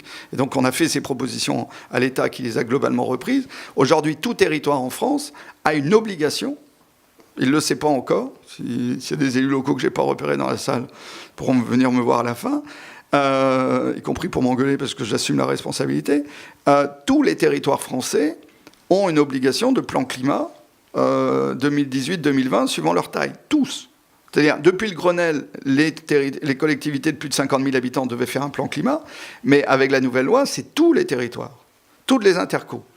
Et non seulement de faire un plan climat, parce que là, on se dit, pas de problème, je vais mettre 3 panneaux photovoltaïques sur la mairie et je vais appeler ça plan climat et ça va aller comme ça. Non, en cohérence avec les objectifs internationaux de la France. Donc au moins l'objectif moins 40% en 2030, qui est l'objectif européen. Je pense que beaucoup de territoires ne se sont jamais posé encore la question de savoir comment ils vont faire moins 40% d'émissions sur leur territoire en 2030. Ça va être quand même un vrai exercice. Mais il y a cette obligation. A fortiori, avec un contexte budgétaire contraint. Absolument. Mais il y a une obligation. Il y a dans la loi aussi, c'est un amendement que j'ai réussi à faire passer, le fait que derrière, il doit y avoir un calcul des émissions simple pour que la collectivité ne passe pas toute son énergie à financer 4 postes qui se créent la tête à trouver comment on calcule les émissions. Donc on veut sur un truc normalisé assez simple. Globalement, scope 2 adossé au flux énergétique à condition que les opérateurs nous donnent les données de manière simple. C'est un vieux débat avec les opérateurs, mais on a progressé. Ça a été dur quand même, Richard, hein, là-dessus. Ça n'a pas été facile tout le temps. Oui, absolument. Donc, comme on doit réussir à aller vers des modélisations assez simples, on pourrait très bien imaginer qu'effectivement, un flux financier, par exemple, adossé... Alors, je pars peut-être dans des sujets un peu trop techniques, mais adossé, mais c'est pour vous dire un peu comment on réfléchit sur toutes ces questions-là, adossé à la mise aux enchères payée par les entreprises et qui tombe dans les caisses des États, faire un lien entre mise aux enchères pour les entreprises et financement des territoires, y compris sur leurs résultats ou dans un premier temps sur leur engagement. On peut trouver un truc comme ça. C'est pas si loin. C'est des choses qu'on peut faire dans les 5-10 prochaines années sans trop de difficultés et qui changent quand même les choses, y compris en termes de financement pour les collectivités. Si la collectivité se dit « je m'engage là-dessus et je trouve de nouveaux financements parce que l'État me garantit effectivement de m'accompagner », ça peut recréer des dynamiques. Donc il faut raconter une histoire, c'est un peu toujours la même, il faut raconter une histoire positive qui crée effectivement de la dynamique et de l'envie de faire. Avant de donner la parole à la salle, juste une question, mais un peu plus générale. Je vais sortir de l'aspect strictement ville. J'ai vu il y a quelque temps que le ministre de la Défense, Jean-Yves Le Drian, avait reçu une flopée de collègues pour lui parler de réchauffement climatique. Quelle est la place des militaires dans cette réflexion-là? Parce qu'ils sont souvent discrets, mais quelquefois ils ont une vision à long terme qu'ils cachent bien. Est-ce qu'ils ont une place là-dessus? Parce qu'il y a des questions de sécurité derrière, la question des réfugiés climatiques, comment ça se gère, etc. Il y a des questions très lourdes. Comment les questions de défense sont mises là-dedans? Elles sont mises, d'abord, les Américains ont été plus forts que les autres là-dessus. Assez rapidement, le département d'État aussi avait beaucoup alerté sur le fait qu'un certain nombre de think tanks qui sont plutôt dans les milieux proches des milieux militaires ont alerté depuis longtemps sur le fait que la conséquence principale de la crise climatique, ça s'appelle la guerre. Enfin, c'est assez simple. Alors, même la Syrie, c'est un peu contesté, donc je reste prudent, mais beaucoup de gens disent quand même que ce sont les sécheresses à répétition de la Syrie du début des années 2010 qui ont amené aussi beaucoup de populations vers les villes. Et effectivement, les sécheresses accélèrent l'exode rural. Ça, partout dans le monde, c'est très très clair, et que ça a aussi déstabilisé la société syrienne traditionnelle, et qu'au moment des printemps arabes, ça a joué un rôle, y compris dans les confrontations entre populations et dans la montée de la guerre civile. Il n'y a pas tout à fait consensus là-dessus. C'est beaucoup plus clair sur le Sahel. Par contre, là, c'est très très clair. Y compris le conflit en Côte d'Ivoire. Rappelez-vous que c'est quand même aussi des populations du Burkina Faso qui descendent vers le sud parce que le Sahel avance. Donc, au moins sur tout ce territoire-là, le rôle du climat dans la déstabilisation des régions est vraiment totalement documenté. Demain, on peut avoir d'autres niveaux de tension, évidemment, sur l'Arctique, ça c'est sûr. L'Arctique, c'est quand même pas très clair ce qui va s'y passer. Mais globalement, ça vient tellement en répercussion d'autres événements qu'on ne va pas réussir à totalement tout démêler. La base, c'est la crise alimentaire. De même que la Révolution française a suivi des périodes de disette très très fortes, Les printemps arabes, qui étaient plutôt une bonne chose espérée, soutenue évidemment en termes démocratiques au départ, ont été précédés d'une crise alimentaire, avec notamment une augmentation du prix des céréales liée à la sécheresse en Chine. On est dans ce monde-là, bien sûr. Donc on a eu sécheresse en Chine, montée du prix des céréales et crise alimentaire, notamment dans un certain nombre de pays arabes. Donc tout est lié, évidemment tout est lié. Après, l'armée dans cette affaire, moi je ne vois pas bien, effectivement, alors on peut toujours se dire qu'elle peut émettre un peu moins de CO2, mais elle est plutôt quand même très, très en aval de ce qui va se passer. Mais effectivement, les think tanks militaires font partie de ceux qui alertent sur le fait que la fin de l'histoire, si on reste sur un scénario d'augmentation forte des températures, c'est la guerre. C'est évidemment la guerre. Et on a déjà du mal avec 1 million de migrants. Heureusement que les Allemands font le boulot, puisque nous, on ne le fait pas. Mais on imagine bien que si on monte à 10, 15, 20 millions de migrants, à un moment, les systèmes se grippent. On le sait tous. Avant la guerre, on va vous passer le micro. Vous avez sûrement plein de questions pour tourmenter Ronan Dantec. Pourquoi veux-tu qu'il me tourmente ? J'ai été cité au moins 2 fois, donc je m'autorise d'intervenir. Voilà. Bonjour Ronan. Tout d'abord, merci vraiment pour l'éclairage que tu nous apportes sur la complexité de la démarche actuelle de la COP21. C'était très éclairant, merci. Je suis assez souvent, notamment sur LCP, tes interventions, et j'y trouve beaucoup d'intérêt. Ça, c'est le début. Ça commence toujours bien, mais ça peut évoluer. En fait, j'ai un peu de temps en ce moment, donc je m'intéresse à cette question du climat. Bon, je ne suis pas compétent sur ces sujets, ni sur bien d'autres, malheureusement, mais j'ai quelques interrogations quand même. La première, c'est, on nous dit réchauffement climatique. Alors, il y a plein d'experts de tous bords qui ne sont pas tout à fait d'accord avec ça. Et si on regarde bien, de temps en temps, on s'aperçoit que les raisonnements sont un peu contradictoires entre ceux qui se qualifient d'experts et puis les autres. Par exemple, pour certains, l'augmentation est liée totalement à l'activité humaine. D'autres disent au contraire que nous vivons l'histoire de la planète. Alors ma première question serait de dire, au fond, ne sommes-nous pas très prétentieux en prétextant que nous et nous seuls, êtres humains, d'abord nous sommes responsables de l'évolution de la planète, non mais quand même, on peut se poser la question, d'une part, et d'autre part que nous, tels des oraux, nous allons réparer tout ça. Est-ce qu'au fond, nous n'allons pas lutter contre Goliath, David contre Goliath, et que les choses vont de toute façon se passer? Et deuxième question, et j'arrête. Vous avez précisé, question courte. Ouais.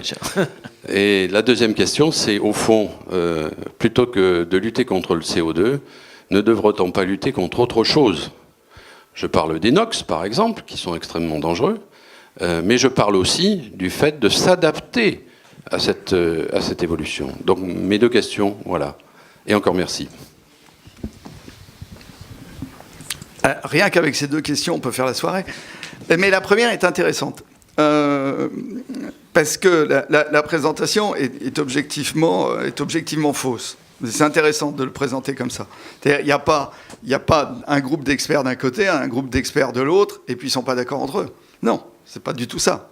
C'est l'ONU a mis en place un système avec des scientifiques qui font la synthèse de toutes les études parues dans un temps donné et qui en concluent par synthèse de ce qui est l'extraordinairement probable, à plus de 95%, de la connaissance scientifique. C'est ça la réalité. Et quand le GIEC, qui n'est pas l'amicale des adorateurs du changement climatique, fait un rapport, il dit, voilà l'état de la connaissance mondiale, revue par les pairs, par synthèse de toutes les études connues, y compris les études qui contestent le changement climatique. Et ce qui est étonnant, c'est que ça devrait suffire pour dire le changement climatique lié à l'activité humaine est manifeste et n'est plus discuté. Et malgré tout, on a toujours un peu de débat avec des climato-sceptiques. Moi, j'ai une expérience, j'ai fait un débat avec Courtillot, qui était un vrai piège. C'est ça, je m'en rappellerai toute ma vie.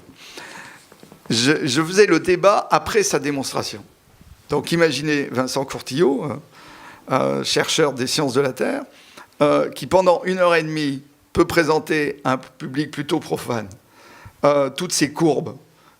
Il raconte ce qu'il veut, avec des tas de courbes dans tous les sens, et il conclut sous les acclamations du public, parce que il maîtrise la parole, le changement climatique n'est pas lié à l'homme. Et vous arrivez après pour lui expliquer que non, il déconne à plein tube. C'est difficile de récupérer la salle. Hein. C'est pas si simple. C'est quand même pas si simple. Mais est-ce qu'il y a les acclamations du public à la fin ?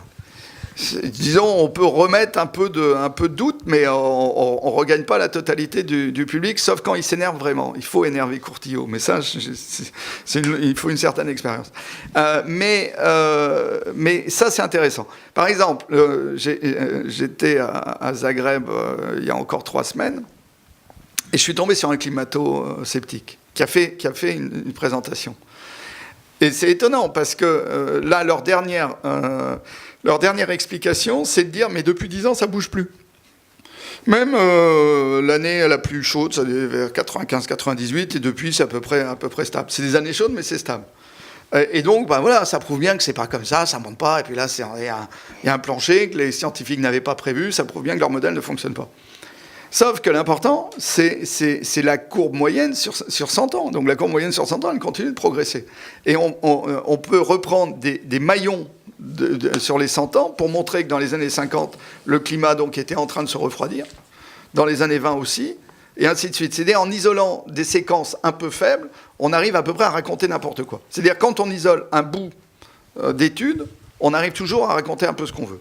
Or, aujourd'hui, c'est très clair, le réchauffement climatique est lié à l'augmentation de concentration de CO2 dans l'atmosphère. Cette concentration de CO2 dans l'atmosphère est liée au fait qu'on brûle les énergies fossiles. C'est la raison. Et que donc, c'est bien nous. Et ça ne fait plus débat dans la communauté scientifique. Et ce qui est étonnant quand même, Jean Jouzel, donc prix Nobel. Réponse courte aussi. Hein. Oui. On lui a proposé un débat avec Verdier. D'un côté un présentateur, de l'autre un des scientifiques les plus reconnus sur le thème du climat. Philippe Verdier, c'est le présentateur météo qui vient de sortir un livre sur le sujet. Voilà, il a sorti un livre et il est sorti de France 2. Mais ça donne un peu la difficulté. Moi, j'ai fait les grandes gueules sur RMC. Et RMC continue un peu dans le climato-scepticisme. La chroniqueuse me dit « Le changement climatique n'existe pas, il pleut toujours en Normandie. » Allez trouver un argument contre ça.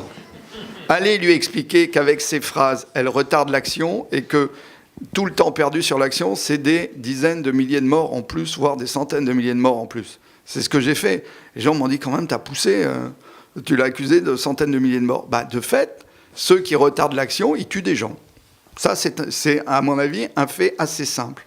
Mais c'est quand même ce débat, c'est ce niveau de débat. Comment fait-on pour, je ne sais pas, si je ne connaissais pas Richard, une personne lambda dans la salle, qui arrive comme ça. C'est toujours compliqué. Mais il faut redire, le GIEC, c'est la communauté scientifique dans sa diversité qui fait une synthèse et qui dit, voilà le consensus scientifique. Il y a consensus scientifique sur la responsabilité humaine sur le réchauffement climatique. Et il n'y avait pas une deuxième question même ? Les NOx, je suis d'accord. D'ailleurs, il faut sortir du diesel le plus vite possible. On est d'accord. Puisque c'est bien sur les oxydes d'azote que le diesel n'arrive pas à répondre. Sur les particules, ils ont répondu. D'ailleurs, ils communiquent sur les particules, alors que c'est sur les oxydes d'azote qui sont aujourd'hui fortement mis en cause. Et puis, et c'était tout. Voilà. Il y a Jean-Louis Peterman devant. Donc du Conseil du développement. Moi, je suis assez d'accord et enthousiasmé par ta vision de la responsabilité des villes, que je trouve assez pertinente, et d'autant que c'est une bonne vision, parce que ça permet de relier la responsabilité individuelle à la question de la gouvernance. Donc c'est bien, c'est enthousiasmant, je pense c'est un bon levier. Par contre, on se pose toujours la question des frontières. C'est qu'est-ce qui se passe de l'autre côté de Nantes Métropole? Et dans une réflexion qu'on a eue souvent dans les conseils de développement sur les questions territoriales, c'est de se dire une ville n'est rien sans son hinterland, quoi. Et donc l'agriculture qui alimente la ville à l'extérieur, les artisans qui se déplacent et les travailleurs. les travailleurs qui font le trajet tous les jours. Donc en quoi Nantes Métropole est responsable de ce qui se passe à la Grigonnée ou à la Chevaleraie, etc., tu vois, avec des déplacements d'une trentaine de kilomètres. Est-ce qu'il ne faut pas revoir cette question de la gouvernance et du coup, dans une projection peut-être un petit peu, aller extrapoler, revenir à l'an 1000 ou l'an 1200 avec la question des villes-États. Il n'y avait pas d'État, comme on les comprend maintenant, mais il y avait des villes-États qui avaient leur vie propre avec des octrois à l'entrée. Gouvernance et climat, à 2 heures. Oui, non, mais moi, je suis pas honnêtement, avec mon expérience nantaise maintenant d'un peu plus d'une trentaine d'années, ne confortons pas plus que ça les Nantais dans l'idée de ville-État. Ils ont déjà suffisamment le sentiment d'être au cœur du monde. Ça suffit, c'est bien. Non, moi je suis totalement d'accord sur l'idée qu'on est dans une interaction évidente. D'ailleurs, dans sa grande sagesse, le législateur permet que le plan climat ne soit pas à l'échelle de l'Interco, mais à l'échelle du SCOT. Je trouvais qu'il était extrêmement intelligent, le législateur, sur la partie territoriale de la loi transition énergétique.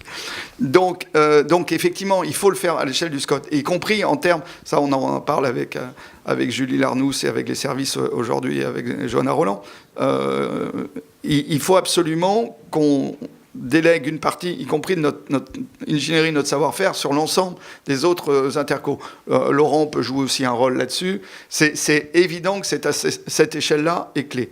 De même que l'échelle du pôle métropolitain, comme on n'a pas de fusion de région, on a encore au moins le pôle métropolitain, mais on l'utilise, à mon avis, bien trop peu.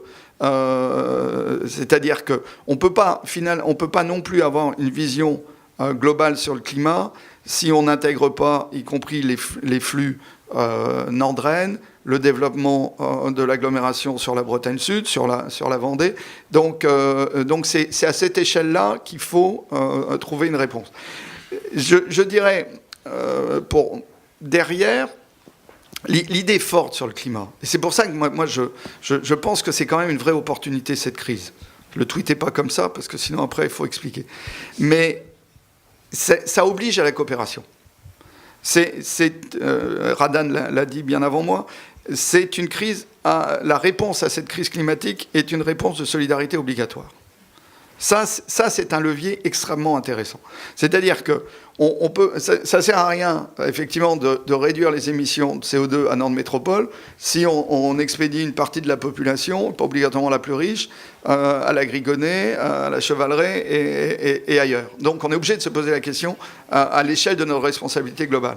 Ça veut dire aussi que, et ça, les réseaux de villes, tu parlais d'utopie tout à l'heure, le font, même si elles sont par d'autres côtés en concurrence les unes avec les autres, elles mutualisent quand même. Elles mutualisent leurs bonnes réponses, elles échangent, il y a bien une communauté qui se crée là. Et puis la question du développement est au cœur. Je rappelle d'ailleurs, je ne l'ai pas dit en introduction, que cette année 2015, c'est pas sur le climat, ça a été aussi l'adoption des objectifs de développement durable en septembre à New York, et que c'est une histoire commune. Que si on ne répond pas aux enjeux de développement, on ne peut pas répondre aux enjeux du climat. Donc la question de la coopération est vraiment au cœur. Et notamment la coopération territoriale est absolument essentielle. Je pense qu'on a progressé. Je pense que Nantes, aujourd'hui, si je compare avec la manière dont on parlait de Châteaubriand il y a 25-30 ans, encore Châteaubriand n'est peut-être pas le meilleur exemple parce qu'on a toujours un peu de mal à connecter avec Châteaubriand. Mais en tout cas, avec les autres territoires, Nantes ignore moins les territoires sur lesquels elle est aujourd'hui en responsabilité par rapport à il y a 20-30 ans. Donc je pense qu'on a quand même évolué là-dessus. Mais ça veut dire aussi qu'il y a besoin de régions. C'est-à-dire, ce n'est pas les villes-États. C'est clairement un couple entre la région et la grande ville qui raconte une histoire commune. C'est d'ailleurs ce qu'on a un peu passé dans la loi NOTRe. C'est assez cohérent ce qu'on a passé sur la transition énergétique, sur l'ensemble des lois de décentralisation et de transition énergétique. Alain Ganguillot. Oui, bonjour. Juste une question rapide, puisque pour différents projets, je m'intéresse à l'investissement.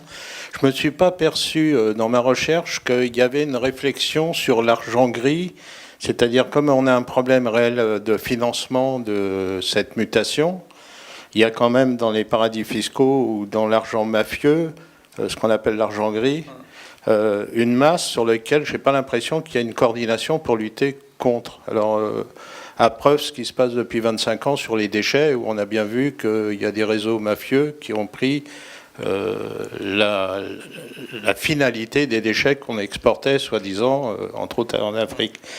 Cela me ramène au fait aussi que, justement, pour mobiliser les différents territoires, quel que soit l'objet sur lequel on intervient, c'est que je me souviens plus qui avait sorti cette analyse. Rapide la question. Oui, elle est terminée en 2 mots. Il y a 2 ans ou 3 ans, on disait que tout ce qu'on investit, 1 euro non investi aujourd'hui, c'est 8 euros qu'il faudra dépenser par rapport aux dégâts. Hein, Donc voilà, cette thématique, je la vois pas souvent, et je crois que l'argent gris est complètement négligé comme pour arriver à cette mutation de la gouvernance, ou etc., pour mobiliser les besoins financiers. Oui, je suis d'accord, mais avant l'argent gris, il y a l'argent tout court. Celui de la BCE, on l'utilise pas assez. Ils influencent quand même les prises de position des grands fonds. Oui, mais de toute manière, on n'a pas réussi à raconter l'histoire sur comment l'argent, qui est largement disponible à l'échelle mondiale, largement disponible, il y a beaucoup d'argent en circulation, on l'utilisait là. Et on n'a pas réussi à le faire. Et on n'a pas réussi à le faire aussi parce que, et là les territoires doivent aller plus vite, on n'a pas mis les projets. La BCE a rapatrié de l'argent qui était sur des sujets proches. Donc on a le premier enjeu, c'est de mettre sur la table les projets, voir dans les cadres ce qui manque, et aller chercher l'argent. Après, l'argent gris, il faut lutter contre. Mais c'est pas que la question climatique. C'est effectivement, est-ce qu'à un moment, là aussi, est-ce que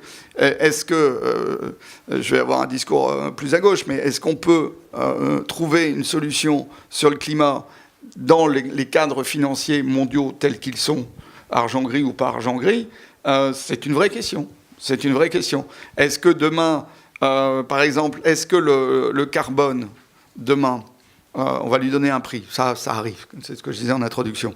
Est-ce que ce prix du carbone est un élément de régulation de la finance, ou est-ce que c'est un élément de spéculation complémentaire et on crée encore une monnaie spéculative de plus? Ça, c'est une vraie question, par exemple, qui va être sur la table dans les toutes prochaines années. Ça, faudra vraiment réfléchir là-dessus. Après, quand même, moi, je crois que dans le discours, avec le rapport Stern, c'était clair.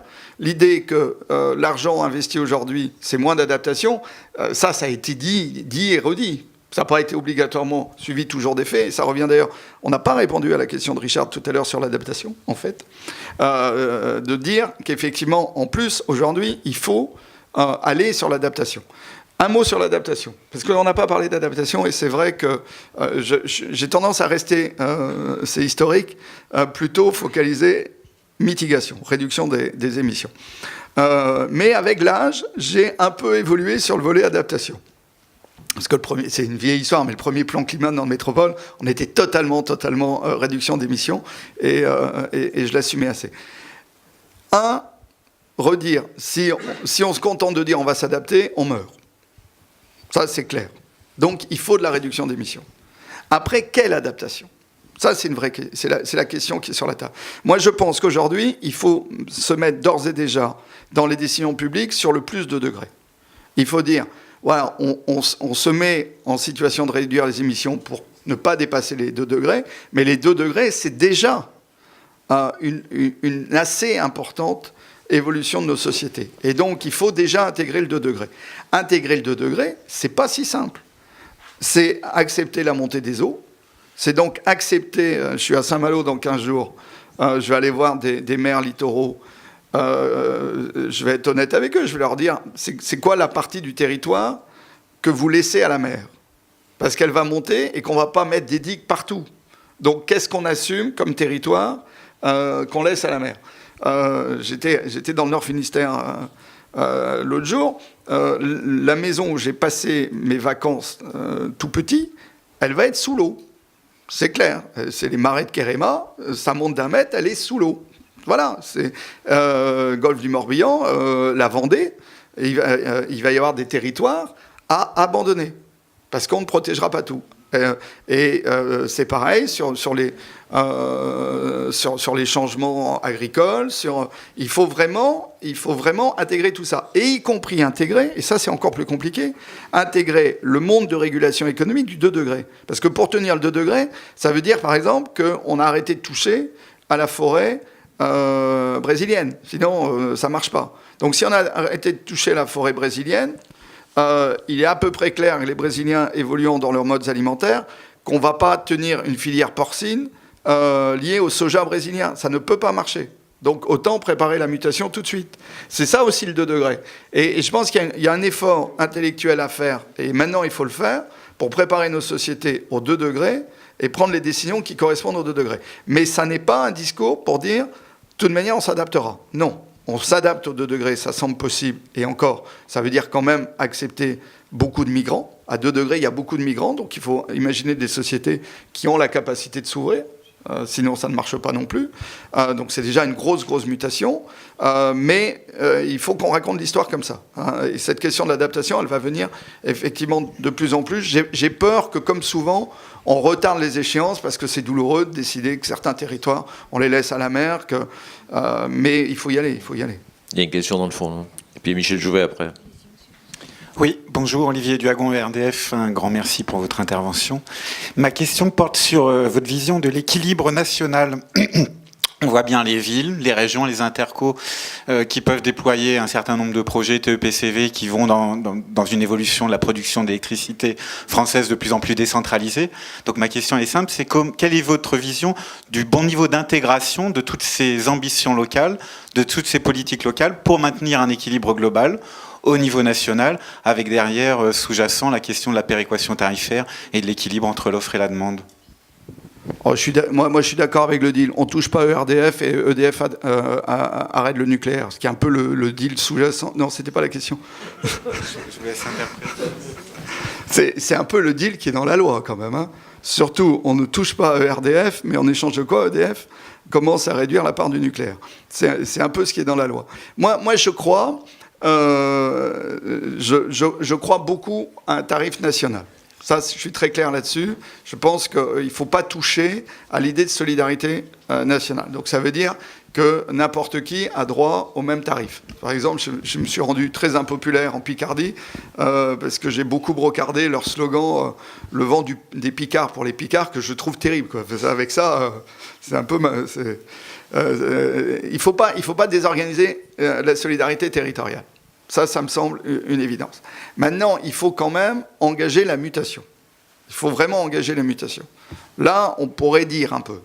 Je pense par exemple que Linky est quand même d'un niveau intellectuel très faible pour un compteur intelligent. C'est-à-dire qu'il ne va pas permettre une gestion du réseau au bon niveau sur les effacements de crête et autres. C'est-à-dire qu'on a vraiment un choix à faire. On a vraiment un choix à faire. Et avec maintenant mon expérience de parlementaire, donc là c'est plus l'écolo qui parle que le porte-parole des villes, et là je suis assez engagé là-dessus. Je suis assez déçu par le niveau de résistance à la mutation, y compris au sein des grands groupes, et notamment avec un lobby nucléaire. Je comprends intellectuellement des gens qui ont fait 30-35 ans de leur vie autour d'un projet, qui était l'indépendance de la France liée à une technologie en plus maîtrisée uniquement par des bac+12. Ça, la France adore ça, qu'il y ait peu de gens qui soient en situation de maîtriser. Donc d'être contesté par des gens qui mettent des panneaux solaires sur leur toit, qui peuvent même bricoler du chauffe-eau solaire, ça va pas. C'est quand même un choc culturel très, très fort. Mais c'est pas sérieux de retarder autant les échéances. C'est pas sérieux.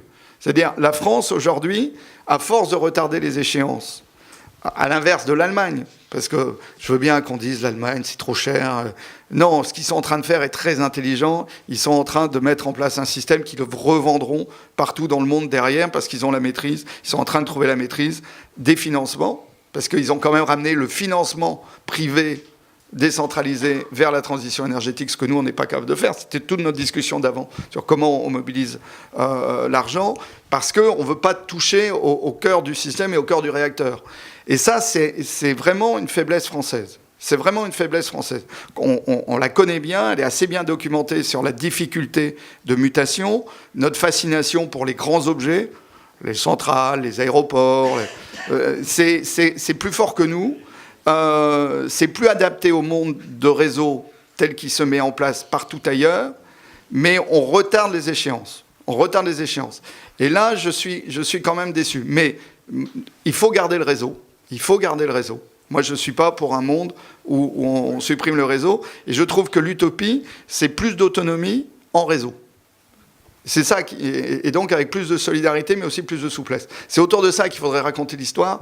Il y a quand même énormément de résistance pour engager vraiment la mutation. Je pense qu'on a marqué des points, mais on est très très loin encore d'avoir réussi. On va prendre Jean Neuilly et Michel Jouvet, et tu vas faire des réponses courtes. Ma question est toute simple, c'est en rapport avec l'histoire. Qu'est-ce qui s'est passé depuis la fin du 19e, au moment où le réseau électrique a commencé à s'instaurer?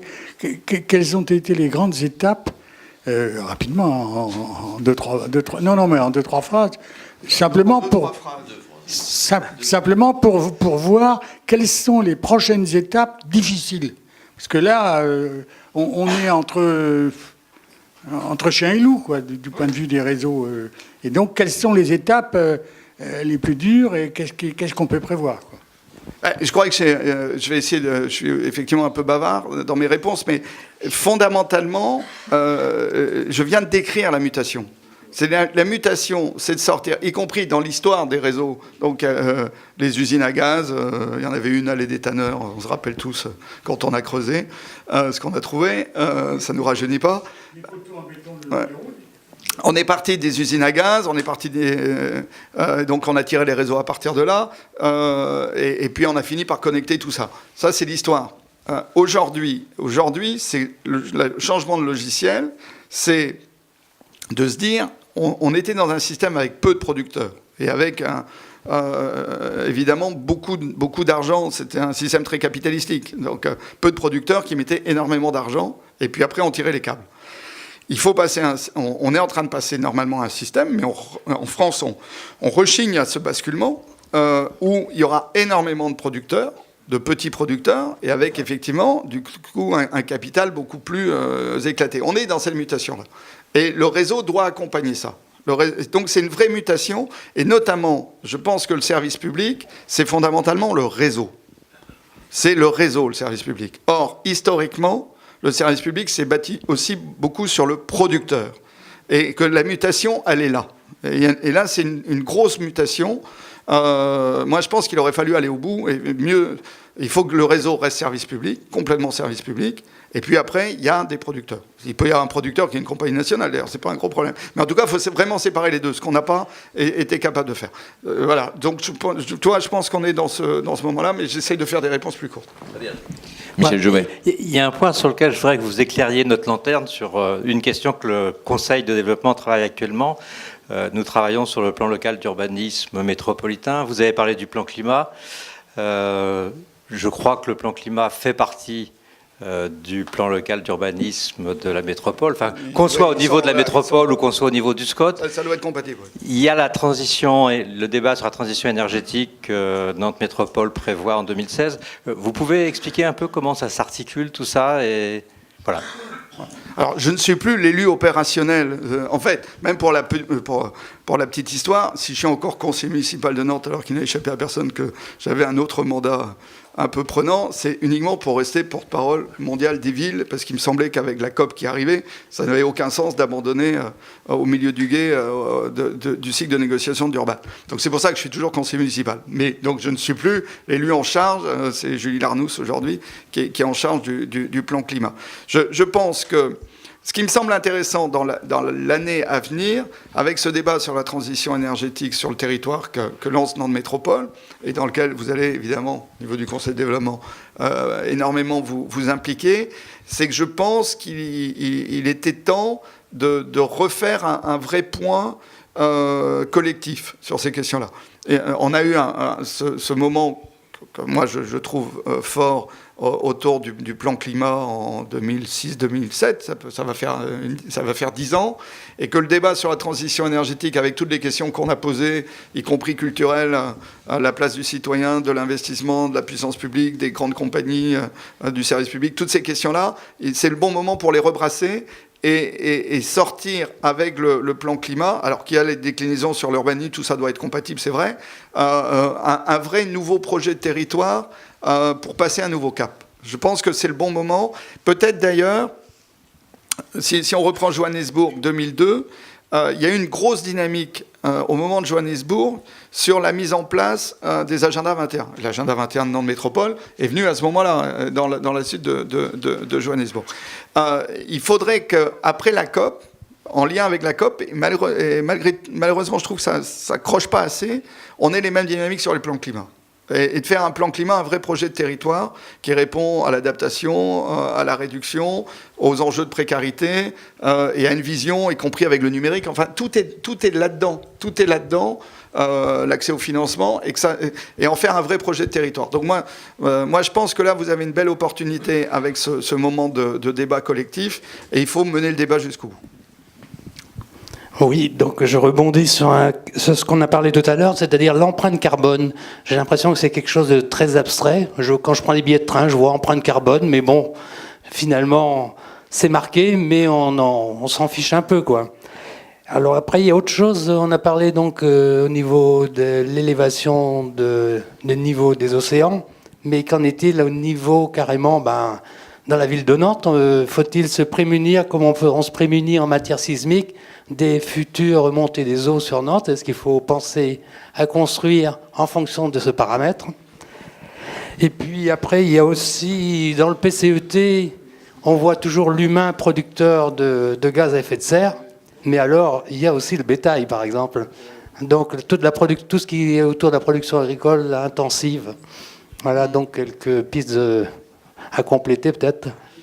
Voilà, sur le troisième point, je crois que j'en ai déjà parlé. Effectivement, la question alimentaire, c'est une des grandes questions du carbone. Hein, ça, c'est très clair, et notamment en termes de production carnée. Après, c'est pas la même chose une vache qui est élevée à l'herbe ou une vache qui est élevée au soja importé. Donc, son P n'a pas... Enfin, c'est un RAW, d'ailleurs. En fait, c'est le méthane, c'est un RAW. Son RAW n'a pas la même valeur carbone. Donc, c'est pas uniquement...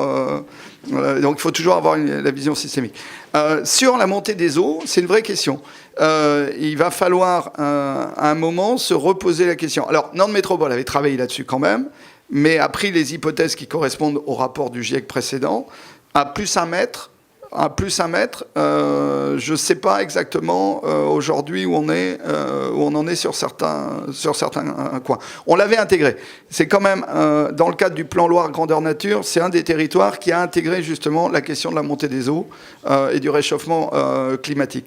Mais je pense qu'on a pris, comme tout le monde, hein, on n'a pas pris de grande marge de sécurité. On n'a pas pris de grande marge de sécurité.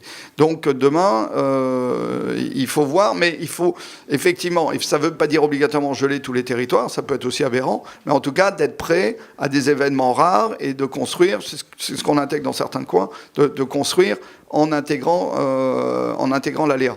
Ça ne veut pas dire obligatoirement de rien faire. Ça aussi, on simplifie trop parfois. Prévoir l'aléa, ça ne veut pas dire obligatoirement de rien faire. Bonjour. Bonjour. En fait, je voulais savoir où en étaient les négociations également avec l'Inde, puisque vous avez parlé beaucoup de la Chine. Mais l'Inde, je pense que c'est aussi un pays qui pose problème. Et du coup, pour y être allé, j'ai vu qu'il y avait une méconnaissance un peu de la problématique climatique. Et de par l'éducation, parce que c'est pas trop un sujet qui est traité dans les écoles. Et du coup, déjà, je voulais savoir en Inde ce qui se passe, et puis même en France, l'éducation aussi, est-ce qu'elle peut apporter quelque chose par rapport à ça? Voilà. Alors, moi je crois qu'il ne faut pas qu'on traite l'Inde comme on traite la Chine. Les classes moyennes chinoises, elles sont terriblement émettrices de CO2. Elles sont quand même beaucoup plus nombreuses que les classes moyennes indiennes. Donc les Indiens, de mémoire, doivent être à 1,5 gigatonnes. Rapporté à la population indienne, c'est encore très très peu. Donc les Indiens, aujourd'hui, dans le cadre ont mis sur la table surtout un plan solaire très ambitieux. C'est ça leur principale proposition. Globalement, ils disent touchez pas à notre développement. Donc ils sont quand même très adossés au charbon, hein, on le sait. J'aurais tendance à être assez pragmatique, ça me ressemble un peu, de dire les Indiens, c'est aussi un peu le coup d'après. C'est-à-dire ils sont tellement bas en termes d'émissions aujourd'hui et avec tellement de problèmes de développement que c'est pas eux qui font le succès de la COP. Globalement, les grands émetteurs, Chine, Europe, États-Unis, Brésil, et puis les pays arabes, l'Arabie Saoudite aimait beaucoup quand même, hein, c'est eux qui doivent vraiment s'engager. Avec les Indiens, je pense qu'il faut, effectivement, c'est un peu ce que je pense que vous avez exprimé, il faut quand même jouer beaucoup la carte du développement. Ils ont quand même encore besoin de beaucoup de développement. Ça n'empêche pas d'accompagner de la planification urbaine, d'accélérer leur transition en termes électriques. Mais je crois qu'on se tromperait en leur demandant un effort qui soit comparable aux efforts qu'on demande aux anciens pays développés et aux émergents les plus développés aujourd'hui. Donc voilà, l'Inde, c'est à mon avis un des acteurs qui doit rattraper sur les temps de négociation suivants. Et c'est l'occasion de dire aussi que c'est une négociation progressive et permanente et que c'est normal que ce soit ça.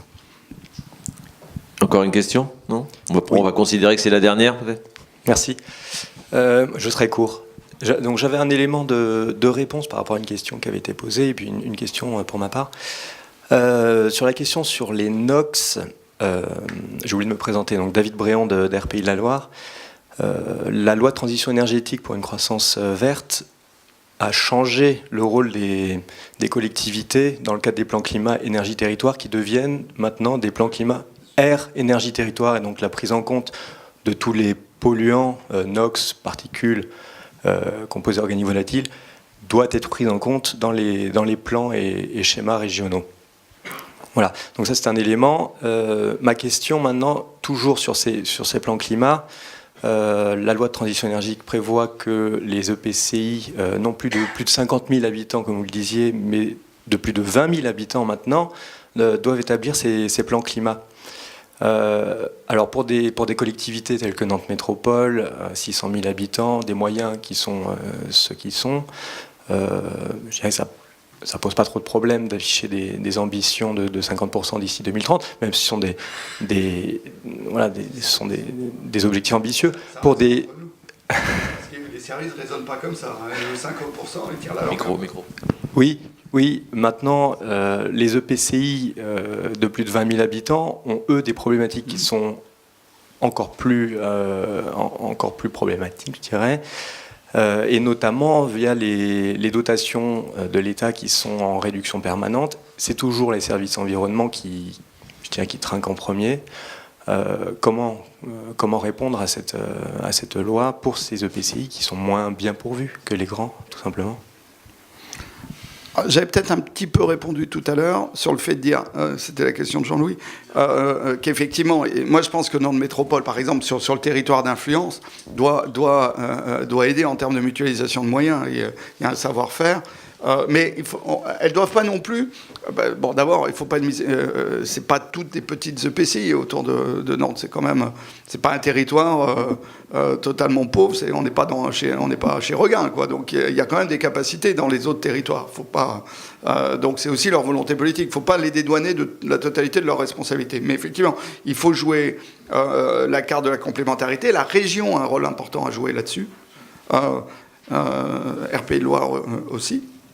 C'est bien ça le truc, c'est comment fait-on pour voir où sont la totalité de nos moyens publics, collectifs, et comment on raconte une histoire avec tout ça, en évitant les doublons, mais sans qu'aucun n'échappe non plus à sa part de la responsabilité collective. Parce que c'est ça, vous allez peut-être me demander la conclusion à ce moment de l'histoire d'ailleurs. C'est bien ça la clé. La clé, c'est ça. C'est-à-dire, chacun assume sa part de la responsabilité collective. Sur le climat, autrement, on n'y arrive pas. Et que, parce que j'ai toujours une conclusion, parce que j'en fais quelques-uns des débats sur le climat, donc vous allez vous dire, elle était préparée, oui, je vous le confirme. c'est un très beau défi, le changement climatique. C'est probablement une chance, au sens où c'est pas la seule crise aujourd'hui qu'on a sur cette planète. On a un ensemble de crises. On a des crises économiques chez nous, avec de la précarité, une société en grande souffrance et qui risque de se désagréger, y compris dans ses choix politiques. Donc c'est très anxiogène. On a toujours des enjeux majeurs de développement. On voit bien que là où le développement aujourd'hui est en panne, c'est de l'affrontement, c'est des migrations qui déstabilisent d'autres territoires autour, et que finalement les réponses qu'on apporte au climat, parce qu'elles sont obligatoirement, culturellement, des réponses de coopération. Il n'y a pas d'autre solution que la coopération. Comme ce sont des réponses de coopération, ça projette quand même sur le monde dans sa diversité une approche intellectuelle, humaniste, réelle. Et que donc, la mobilisation sur le climat offre des outils, des perspectives pour répondre aux autres crises. Et si on n'a pas le climat, on n'a pas non plus les outils pour répondre aux autres crises. Donc moi, je pense que s'investir vraiment extraordinairement fortement pour répondre à cette crise-là, c'est ce qui nous offre les leviers pour les autres crises de finitude de la planète qui sont aussi devant nous. Et donc, il faut se saisir de cette opportunité, sachant que si on ne s'en saisit pas, on a quand même des difficultés fortes à venir. Mais comme on va s'en saisir, on va échapper à la catastrophe. Bien, merci au sénateur Ronan Dantec pour son optimisme et sa motivation. Et merci à lui de nous avoir à la fois parlé des enjeux qui seront évoqués lors de la COP et puis d'avoir rapproché ces enjeux de l'OBO de notre vie quotidienne. Un petit mot, le prochain rendez-vous de questions publiques, c'est le mardi 30 novembre, avec le géographe, j'ai oublié son prénom, Martin Vanier, qui viendra nous parler des territoires ou de l'effacement des territoires selon sa théorie et de son dernier livre. C'est une question publique qui fera écho au sommaire du numéro 54 de Place Publique, qui sortira en fin de semaine, qui sera disponible dans les kiosques en fin de semaine et dont le dossier est consacré à de quoi Nantes est-elle la capitale. En attendant, comme vous avez certainement le temps de lire, vous pouvez vous procurer à la sortie sur la table le numéro 53 de Place Publique qui est consacré à la transition énergétique dans la région. Et pour ceux qui voudraient également se repencher sur Notre-Dame-des-Landes, il y a aussi un numéro qui traitait de la question qui est en vente. Merci et bonne soirée.